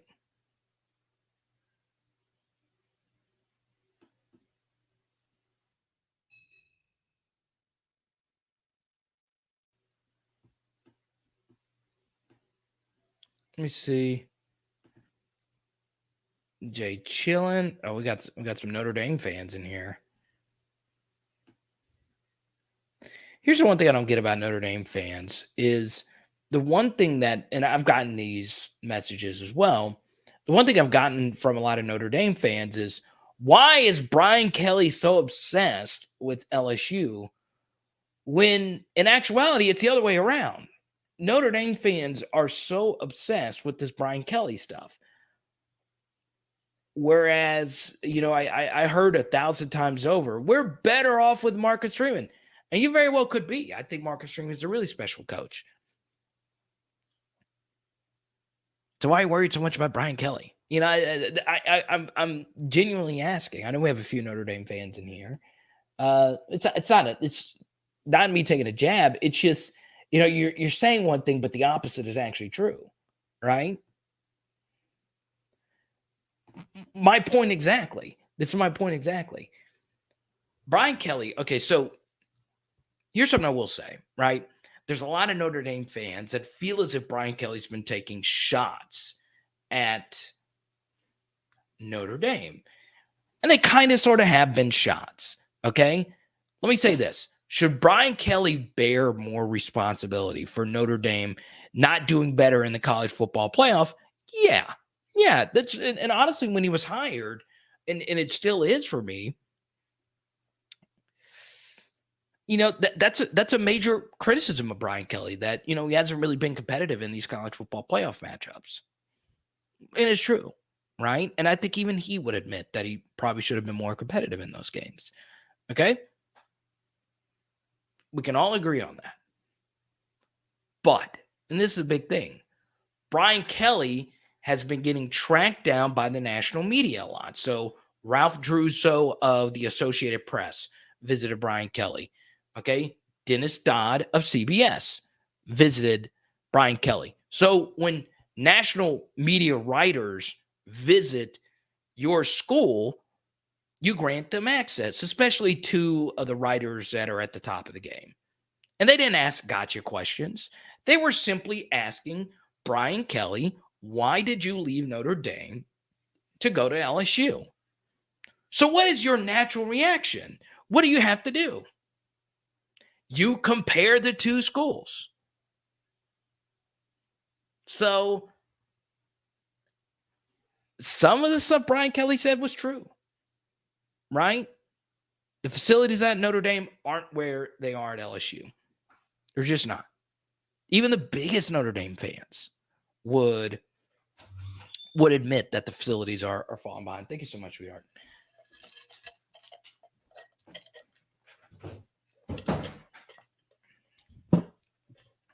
They'd be the first to tell you.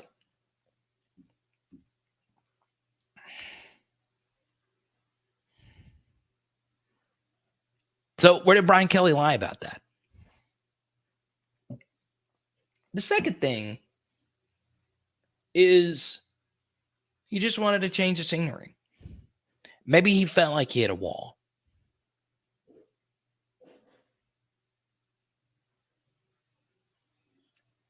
Honestly, and I feel as if I try my best to look at things as objectively as I possibly can. I felt like, some of the criticisms of Notre Dame fans were a little bit overblown regarding Brian Kelly in those interviews, right?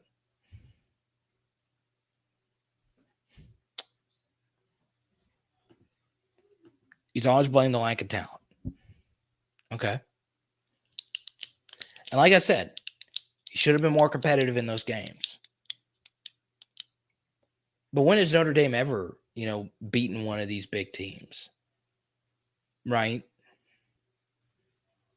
So we'll see. Maybe Brian Kelly is that difference maker. Maybe so. But my thing is it does seem as if Notre Dame fans are very infatuated with Brian Kelly, right? If you have the number one recruiting class right now in 2023, which you do, you also have a really good shot of landing a 5-star quarterback that LSU is also after, Dante Moore, who's a really good player. Okay. Why are you worried about LSU? Why are you worried about Brian Kelly? Oh,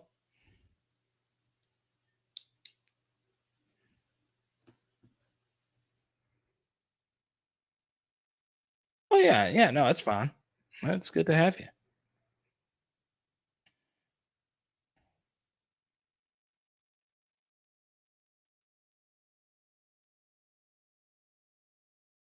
Well, yeah. I'd be the first. Here's what I'll say. I'd be the first to tell you that BK could have done more in those games, right? I'd be the first to tell you.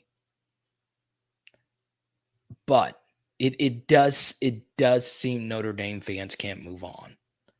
And here's why I think, okay? Here's why I think Notre Dame fans are struggling to move on from Brian Kelly, okay? And this isn't a shot at Notre Dame, okay? It's just what essentially happened. So let's take away all these little micro things that have been said. Let's just go back to when the decision actually happened. And Jay Chillen isn't really doing anything crazy. He's not, delusional here. He's bringing up good points. I think the reason why Notre Dame fans are so sour about Brian Kelly is Notre Dame's perception is that they are a top 10 college football program, right? That's the perception of Notre Dame. Is that actual reality? They're a fringe top 10 program. They're a top 20 program. The sad reality, though, is this is not college basketball where national championships have a decent amount of variance. It's not college football. It's Alabama, Clemson, Ohio State, Georgia, and LSU. Okay? Those are the schools that are going to win the national championships. Now, there are some other schools like Michigan who you could see winning. We could definitely see Texas A&M, but Jimbo is not that great at calling plays. We talked about that quite a bit.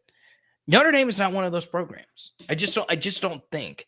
I think if everything, fell accordingly, let's say you land Dante Moore and he's special. Yeah, I think Notre Dame could find a way to win a national championship. I could. If everything would have to fall right. But the issue is there's not many college football playoff programs, especially if Nick Saban is still breathing, that have the opportunity to win the college football playoff. It is a smaller margin of error. And keep this in mind, the Lincoln Riley guys at USC, Mario Cristobal is at Miami. I, at this point, would say both of those programs have a better shot of winning a national championship than Notre Dame does right now. And I like Freeman. But but that's all besides the point, okay? The major point is this, is that Brian Kelly going from LSU to Notre Dame, and what everyone perceives as a lateral move is not that. It is not a lateral move. LSU is a better program for specifically why Brian Kelly said he left is recruiting. Now, he left because of money. Come on, he got a bag. But recruiting. Recruiting. That's it. Per capita NFL numbers. Ease of recruiting. The allure of playing for LSU. It's part of it as well. Okay? And Notre Dame fans struggled with the fact for the first time that one of their beloved figures told Notre Dame, you are not good enough. That is what this move, that's what Brian Kelly said. Brian Kelly told Notre Dame fans with this move, he didn't say it out loud, but he's kind of thrown it out there. You're not good enough. That is what happened. And I'm going to be honest. If the roles were reversed, I'd feel a little salty about it too. But it does seem Notre Dame fans are a little hung up on it.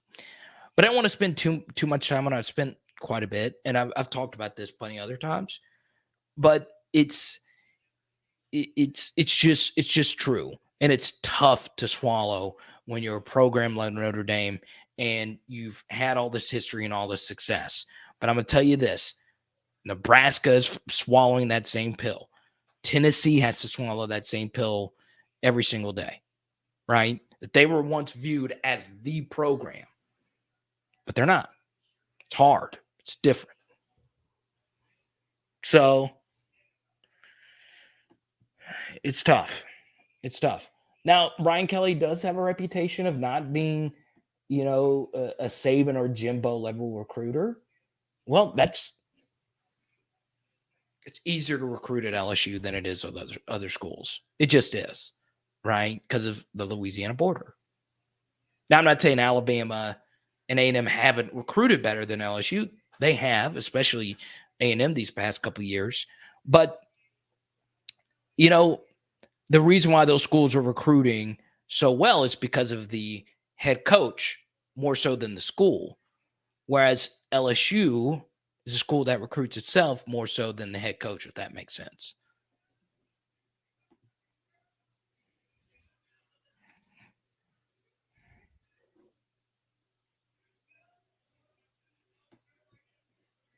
But I'll move on from, the Notre Dame stuff. But Jay Chillin, welcome to the channel. Everyone, welcome Jay Chillin. I don't know who number 5 is. I also think Kyle Hamilton's going to be a really good NFL player. I also think Jock, I don't know his full name, was very underrated.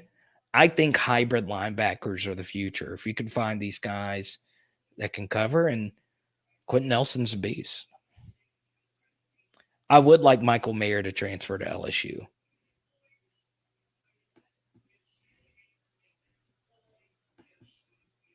But anyway, this is pretty crazy. We're in the middle of the offseason. We're obviously in spring football. We obviously got viewers from other fan bases here. Jay Chillin, I hope you subscribe and ring the bell. You're always welcome here. But we have a 145 deep. Spring game isn't here. That lets me know that the channel is growing and it's stronger than it's ever been. And I really appreciate that. I never take it for granted that there's over 100 people here in the middle of the offseason. I really appreciate that. I really, really do. And it's not the middle of the offseason. We're in spring ball. But there's no big breaking news story. The fact that there's 144 of you, and a lot of our day ones aren't here. Right? Like Trey isn't here. Jared isn't here. Ryan Canada's not here. I saw Johnny 5 in here a little bit earlier. So that's Dante Moore. A little extra troll job. I like that.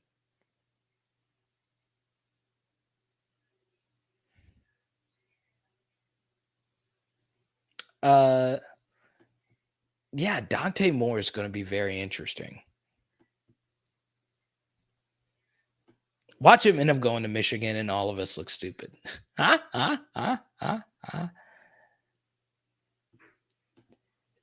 Nick, what's good? Preacher, pastor. Man, I was kind of preaching there for a little bit. I felt like, but I should have gone preacher voice.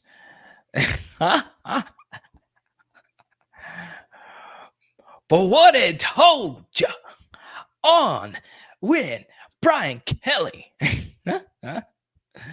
he told you weren't there to take him to the mountaintops of the college football landscape.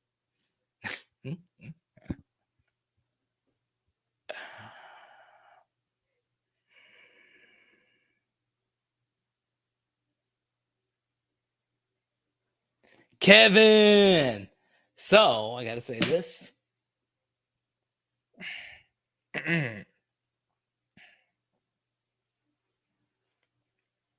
Got to say this. Kevin not only joined the PHL T-shirt club, his daughter, and Kevin, I want you to show this to your daughter. She wants to be a future Tiger girl. That's so cool. That's so cool. I was lucky to have a lot of friends, the Tiger girls, because they came by when I was doing student radio. They came by and did a radio spot with us, and JC Scott. I remember JC Scott. We had a few classes together, and she ended up being a Dallas Cowboys cheerleader. So yeah, Tiger Girls. That's cool. Best of luck on her journey, Kevin, and thank you so much for supporting the channel. RSX. Let's see ya. Camden Hirschberger, welcome to the channel. We got a bunch of Notre Dame fans in here. Oh, you're not a Notre Dame fan. You said they got a seat at the table with every conference by themselves. Who wouldn't give that up? You know, here's what I'll say about Notre Dame. They do have a good schedule, right? I will defend Notre Dame with their schedule here. Lee,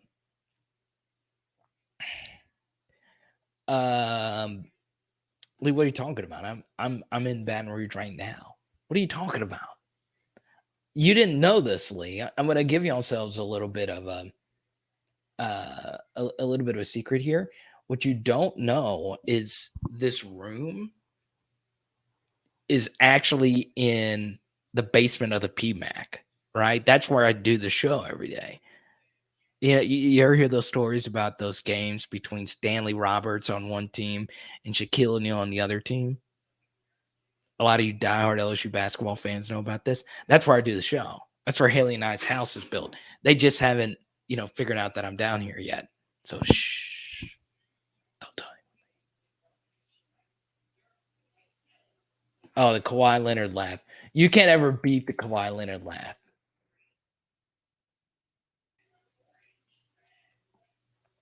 Jay Chillin, if you pay for gas, I'm there, baby. But if you were to pay for my gas to get there, that would be $5,686.56. With the way prices are right now.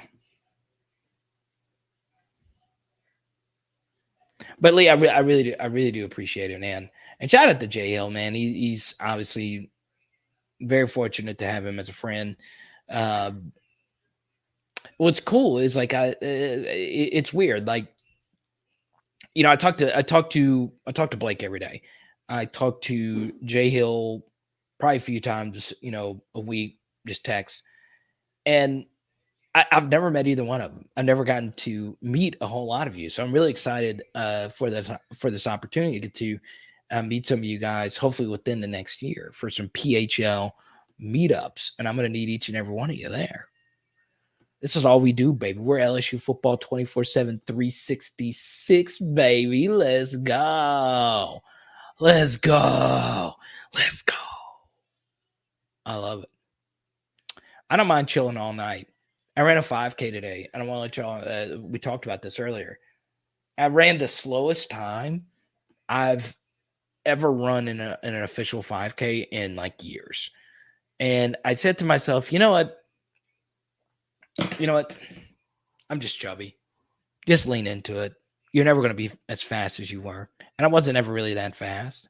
But whenever you get to like a certain age, you're like, you just say to yourself, I don't have much gas left in the tank here, right?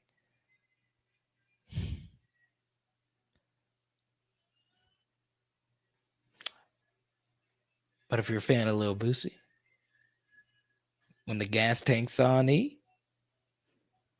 all drinks on me. Let's go. I don't have much gas left in the tank, though, as far as like running is concerned. My best 5K time, though, is 23:18. It's the best I've ever done. And I've ran that time twice.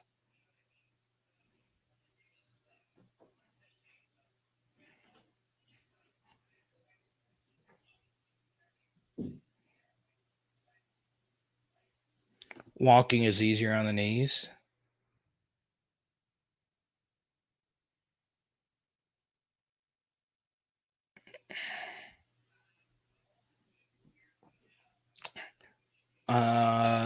So yeah, I mean, there's over 100 of you in here. We'll keep this party moving along. Let me check the poll question. We haven't even talked much of the poll question.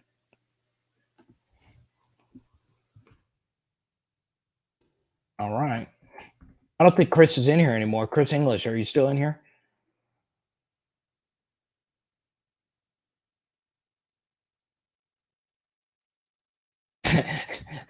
Skipper is my Uber. Huh? I love it, man. Shout out to Skipper. You want to meet up in Texarkana? Tell Brandon I walk-ons. I'll do a PHO meetup at Texarkana walk-ons.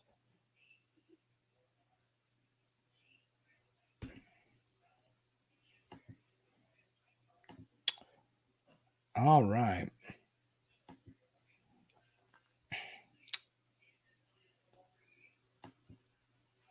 Chris, you still in here for a little bit?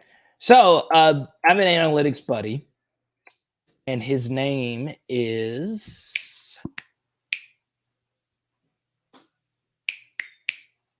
Jared Lee.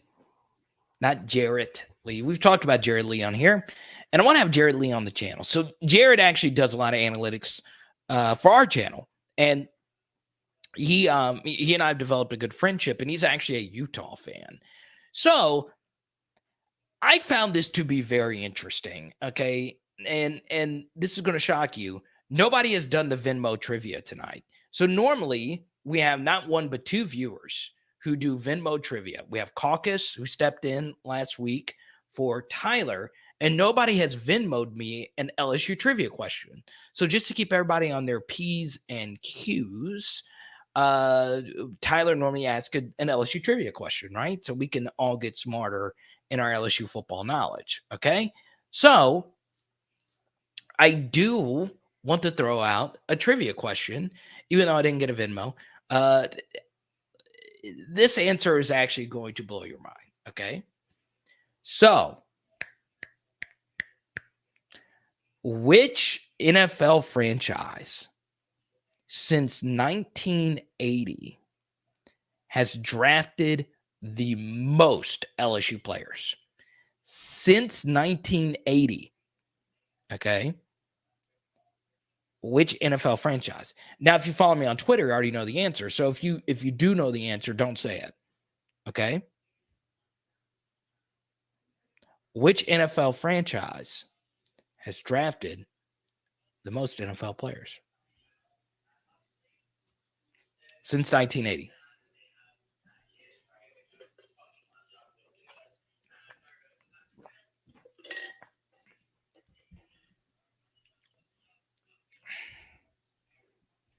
Lee said the Saints.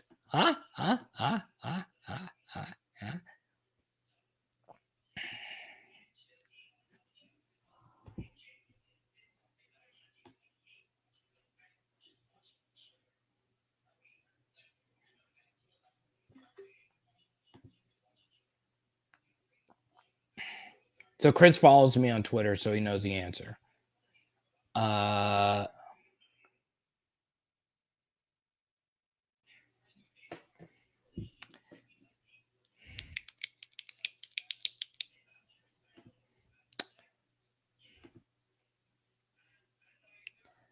Danny said she already knew it before that. I believe you. Your football knowledge is pretty ridiculous. And the answer is correct from James and Nola P. So, Danny, I know it pains you as much as it pains me to say it. But it is true that the Atlanta Falcons have drafted the most LSU Tigers. So, lucky enough, our friend Jared Lee made this graphic. He didn't make it for us. He just made it for Twitter. Someone asked him to make a graphic. And boom. I'm actually move it. All right. Can you name the two franchises that have drafted the least amount of LSU players? Okay. And two are tied for one. Two are tied for one LSU player. I'll just give it away. I already put the graphic up there. So there you go. The Atlanta Falcons, it is a little. So the Atlanta Falcons have selected 12. The Seahawks have selected 10. And as you move down, you see the Saints, 1, 2, 3, 4, 5, 6, 7 LSU players the Saints have selected, which is tied for 7th with the Chargers, Chiefs, Cowboys, Bills, Cardinals.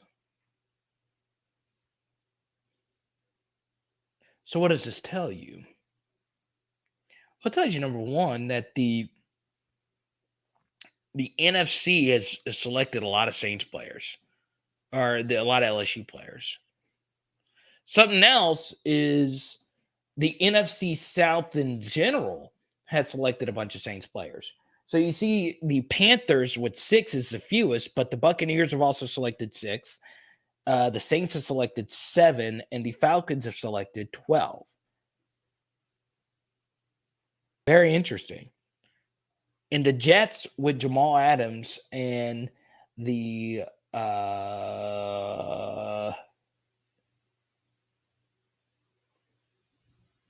Baltimore Ravens with Patrick Queen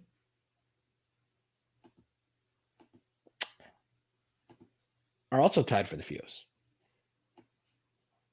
Seahawks tied for second. Yeah, there have been a lot of Seahawks. What's crazy is the Seahawks have selected a lot of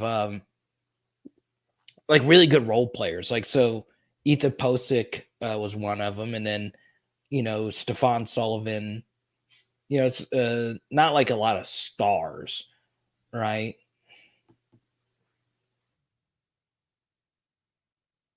Henry is from Louisiana.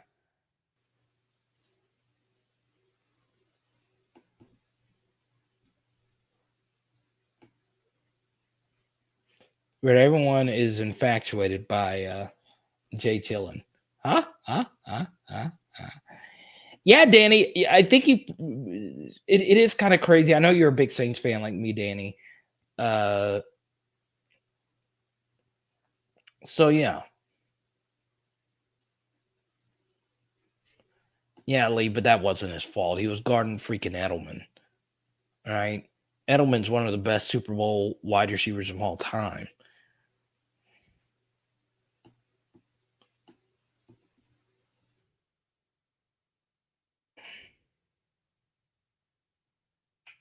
That will never be forgiven. Cesar Ruiz. That one was brutal. That was really brutal. And it made a lot of sense because the Saints did need another linebacker, but they ended up getting Quan Alexander. But still.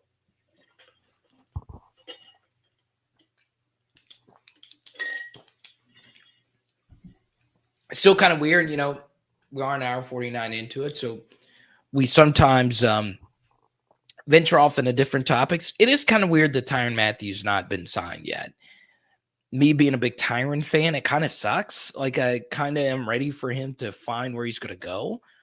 It kind of sucks, right? I'm a Tyrann Matthew card collector. I actually just got this one added into my collection today. A loyal PHL viewer actually gave me this white sparkle. I want you to see that sparkle. Look at that. First year mosaic, PSA 10, pop 1, super short print card. I know I'm a nerd. I'm a nerd about my Tyrann Matthew collection, but very happy to have this card in my collection now. It's good, man. I love me some Badger. I can't wait to see where he's actually going to go.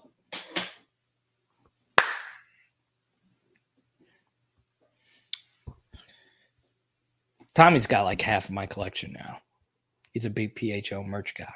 So shout out to Robert. He joined the PHL T-shirt club. Let's put up another poll question here.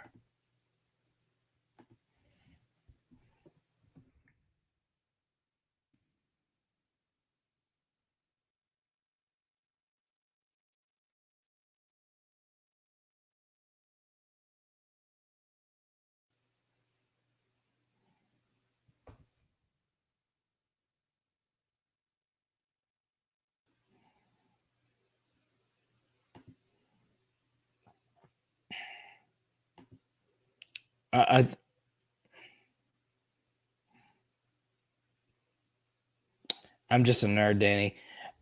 I'm a proud nerd.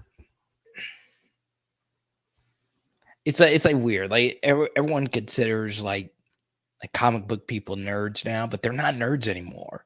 Like comic book culture is mainstream culture because of all the movies and Marvel, right? Sports has kind of become a nerd thing, right? Because, there's the analytics and the game is being taken over by the stat nerd. And look, I'm a big analytics guy. I'm learning more about EPA per play and a lot of these other advanced stats. I love QBR. I love all these stats, but it's kind of weird. Like it's if you're a big NBA fan, right? And the end of our last live stream got very NBA. Probably won't tonight unless someone super chats. I'll gladly talk about the NBA. Love the NBA. Kind of hate it though. There's a lot I would change about it.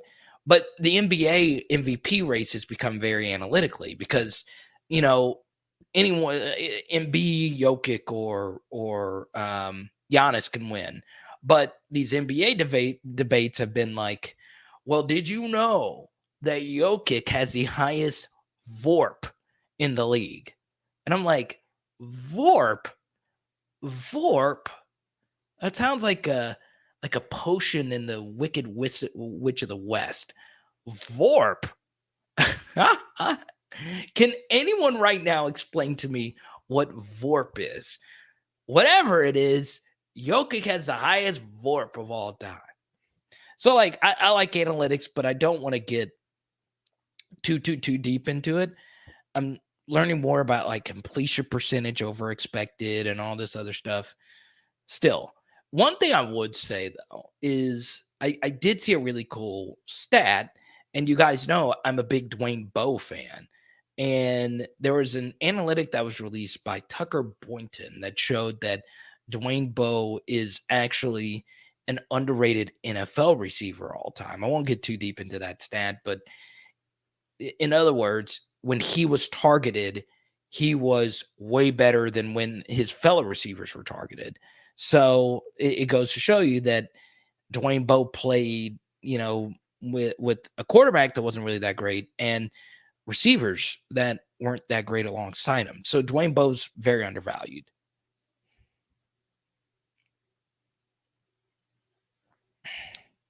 Value over replacement player? Is that what it's? It seems right. Right? Because like stat nerds are like very like wins above replacement. That Pierce, that's actually a pretty good guess. Let me see. What does VORP mean in basketball?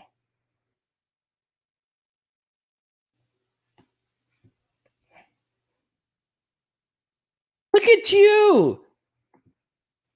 You were right, Pierce. Value over replacement player. So like it's like wins above replacement. Yes, exactly, Pierce. Thank you for that. I appreciate that. So it's kind of like wins above replacement.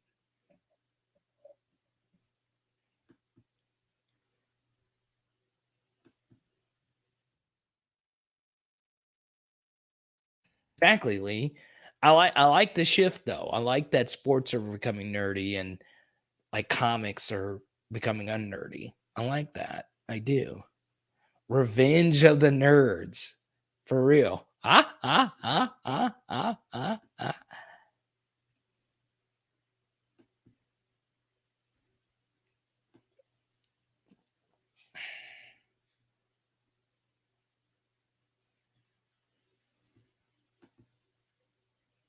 was such a good guess. I guess I shouldn't crap on VORP. I guess I should look more deeply into VORP and how it's calculated. But I mean, I try not to get too deep into analytics because then that's not why we become fans of sports, right? So good, y'all guys get to see me in regular HD now. Look at that. You don't get to see every little bit of my facial flaws.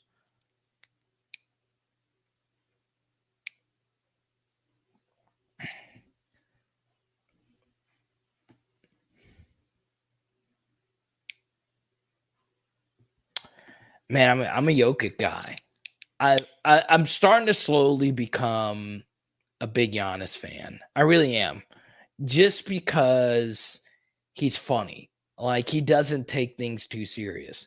And if you are of the Jordan era, you appreciate players not jumping to form super teams. So, all right, Skipper, we'll see you tomorrow night at 6 for our film study. So, yeah. So we are approaching 2 hours. I'm actually going to start on said film study for tomorrow night. So here's what we're going to do. In the next 5 minutes, if you are new to the channel, I will answer as many LSU questions as I possibly can. Okay. And here's the thing. If you want this live stream to keep going all night, all you got to do is keep super chatting, right? We'll keep this train moving all night. So all you got to do is ask any question. Once again, I want to shout out our top super chatters up to this point. Jason and Van, thank you so much. Danny, our first super chatter of the evening, thank you so much. It goes a long way to helping grow the channel. Jared, I'm second fiddle. You guys and gals, Jared is like one of the top PHLers. And the truth is, I've kind of become a backseat to a lot of what Jared has going on in his life. And I just got to admit that publicly. All right, Jason, I appreciate it. Once again, I'm going to show it off again. Jason is always rocking PHL gear. Well, now he will be. Thank you so much, Jason, for supporting the channel and being a member of the T-shirt club. Good question here. Will LSU finish this season with a better record than Florida? I think so. I do. First thing is obviously LSU plays Florida in Gainesville this year. So obviously that's a big plus for them. Here's something, Sip, that I think is going to hurt Florida this year in their first year. They're getting a little lucky that they're starting this rebuild when the rest of the SEC East is a little bit better. We have invited Jay Chillen to return to the Tuesday night after week 1 games, and we'll be here to console him. Great night with the PHL fam once again. Jared, thank you so much for a super chat. Really appreciate it.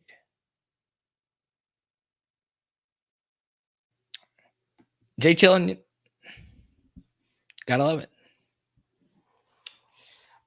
Well, LSU finished with a better record than Florida.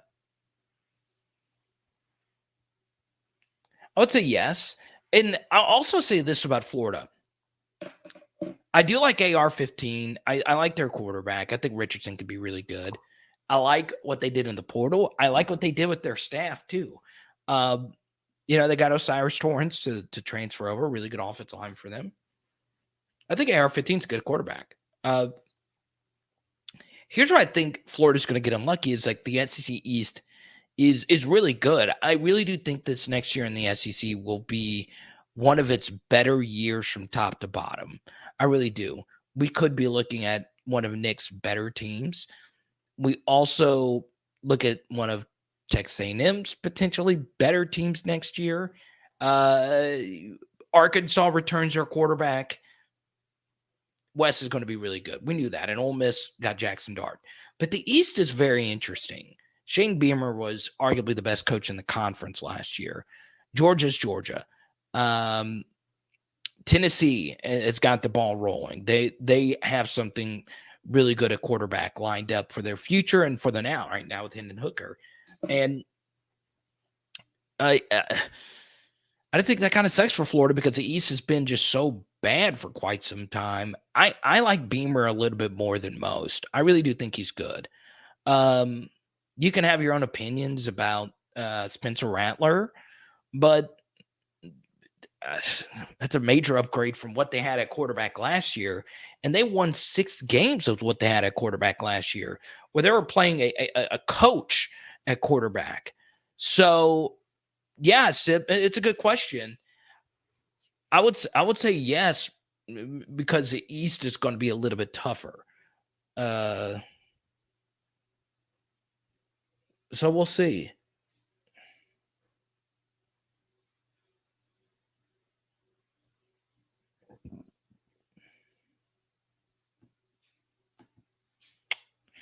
I don't know. I could see Osbury wanting to go there. I can, but we'll see.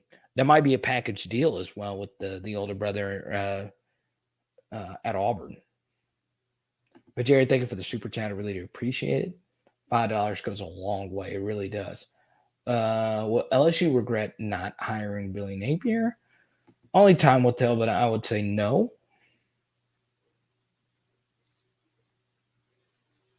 Ooh, good question here. Carter, what's more likely? 2 quarterbacks in the top 10 or 0 quarterbacks? Okay, so I'm going to give an opinion that is not of normal ilk here, Pegasus. And there will be strong disagreement in the draft community. The draft community is a very weird place, right? Because there are people that are dedicated to the NFL draft 24/7. Okay. I am of the belief that if you are a top 2 or 3 pick, you need to draft a quarterback every time, right? So if you're the Lions, for instance, who a few years ago drafted number 3 overall, and they were sitting there and they drafted Jeff Okudah out of Ohio State, right? And Jeff Okudah is not really that good. But the issue, though, is let's say Jeff Okudah was great. They would still be in the same spot that they are now. Now, once again, they still had Matthew Stafford as their quarterback. But at some point, they had to know that Stafford was thinking about not playing the rest of his career with the Lions.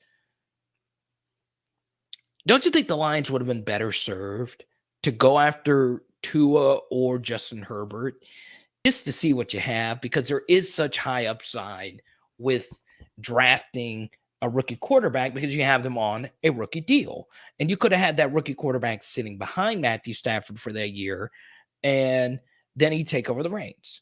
So imagine how the Lions' outlook would be right now if they had, Tua or even Justin Herbert. At least they would have a better idea of their quarterback room for the future, right?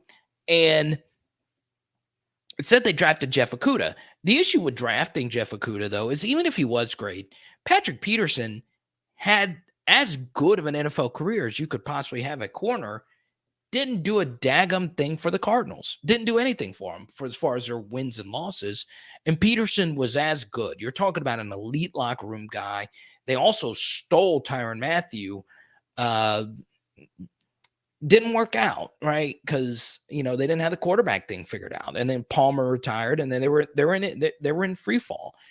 I just think the Lions at number 2 should select whoever they think their highest quarterback is going to be, even if you have them super low. And if you don't want the quarterback, trade the pick. Someone is going to be desperate enough to move up to draft either a quarterback, or there's going to be someone that is behind them that really feels Aiden Hutchinson is their pass rusher that is their missing piece for a Super Bowl team. So for me, I think you should. I would take a shot at Malik Willis and just hope he's Josh Allen or whatever, and he's athletic enough to be that good. Exactly. If you like Malik Willis and you have a first round grade on him, but he's not like one of your top 20 players, the value proposition of that quarterback actually being great is worth it. Because even if you draft Aiden Hutchinson, it doesn't mean Jack Swan, because Jared Goff is your quarterback and you have no clarity. What if Jared Goff leads your team next year to a 9-7 record? Now you're in quarterback purgatory because you have a guy that's not good enough to win your Super Bowl. And you have, okay, cool, you got a good defensive end. Chase Young and Myles Garrett have exceeded expectations. They're both really good football players. Hasn't done anything for their teams as far as them making a move towards Super Bowl because you don't have the quarterback. You have to take a chance there. You do. And I know that's not, I know that's not normal draft logic. And this is someone who hates the fact that the sport is so quarterback centric. And it's not just the sport, it's football cards as well, right? Everything is all about the quarterbacks. It's all about the quarterbacks. It's just the nature of the sport that we love so near and dear to our heart. So I draft Malik Willis and just pray to God that he turns into Josh Allen. The likelihood of that is very little. Because what is it? Malik Willis, I saw a stat. When he faced zone coverages, he was 85th in points per possession. When he faced 4 or fewer rushers, he was like 100 something in some kind of stat. I think it's okay. I'm not like on fire about it, but if I wanted to just throw a dart at the board and hope it sticks, I'd go with the dual threat quarterback that, has some Herbert and Allen to him, right?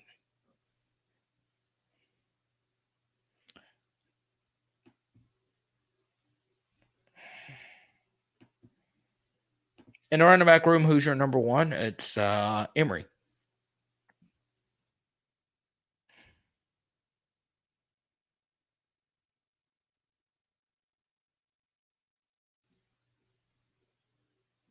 Sam Howell to the Saints, Reed says.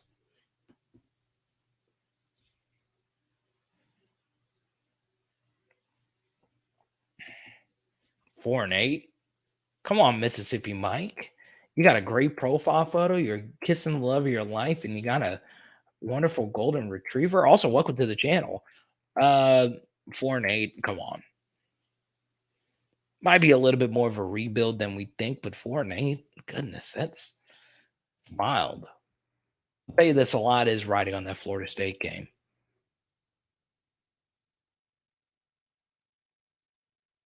But Mississippi Mike, welcome to the channel.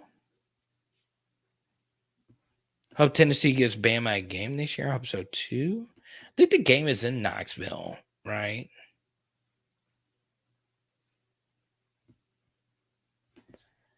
This isn't a Notre Dame channel. I'm not going to let, and I don't mind Jay Chillin being in here. I'm not going to let one commenter, control the whole chat. You know what I'm saying? Who gets the most receptions not named Butte or Bash? Good question. I'll go with Malik right now. Better lineman, Will Campbell or Emory Jones?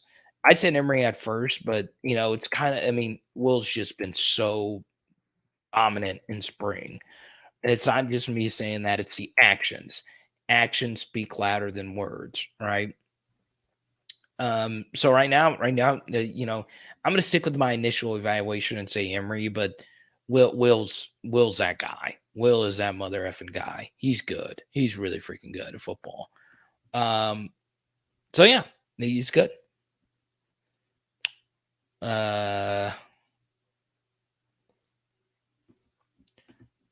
So yeah, I'm gonna go 2 quarterbacks in the top 10. I know that's not what the boards say, but I do think you'll see some teams get desperate. I do.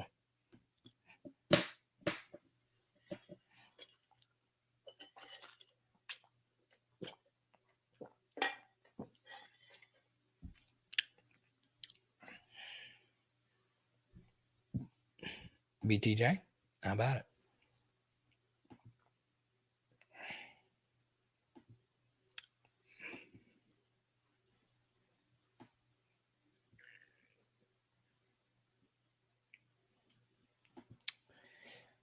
Yeah, it's obviously a really good thing.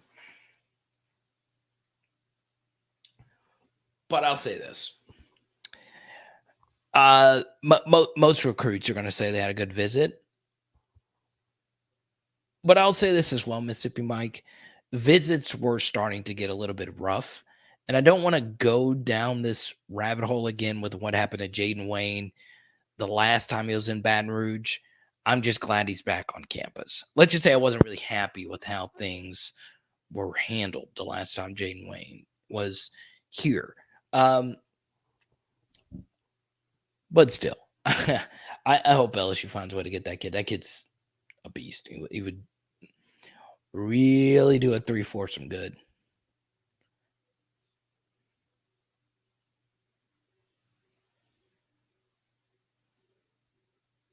All right, we're getting into Arch Manning territory. All right, guys and gals. A lot of new viewers, a lot of new subscribers. Please ring the bell, especially if you are a Notre Dame fan that is, you know, kind of spammed the chat tonight, but that's fine. Please do that. It goes a long way. Once again, think of that diehard LSU football fan in your life right now. Okay? Now, I want to shout out again. You've seen them on the bottom scroll. Our friends at Presley Collection and PresleyCollection.com. You saw Jack Besh on the channel, right? I was thanks to our friends at Presley Collection and PresleyCollection.com. Diamond pendants. You need your engagement ring done.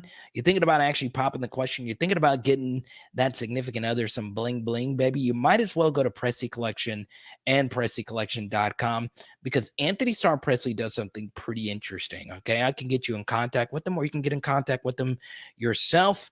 All you gotta do is go to PresleyCollection.com. If you're looking at a diamond, Presley Collection knows, for the most part, all the diamond distributors out there, so he can actually get you a better diamond for a lower price. I could see it. I've seen it, right? Just go to Presley Collection, PresleyCollection.com.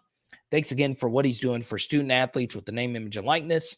And we really appreciate him hanging out with us and really taking this channel to the next level. And as always, we'll see you guys tomorrow at 6 p.m., okay?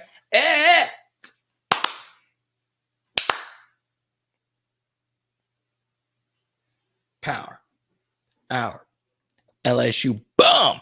Shout out to Robert, serving our Marines all the way in North Carolina.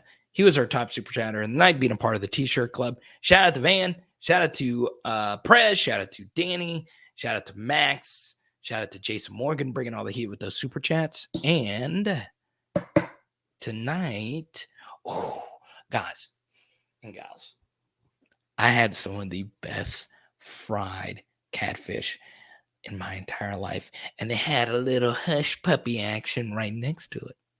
If you eat fried catfish, you know you got to have them hush puppies, baby. So I'm about to devour some of that. Let's go.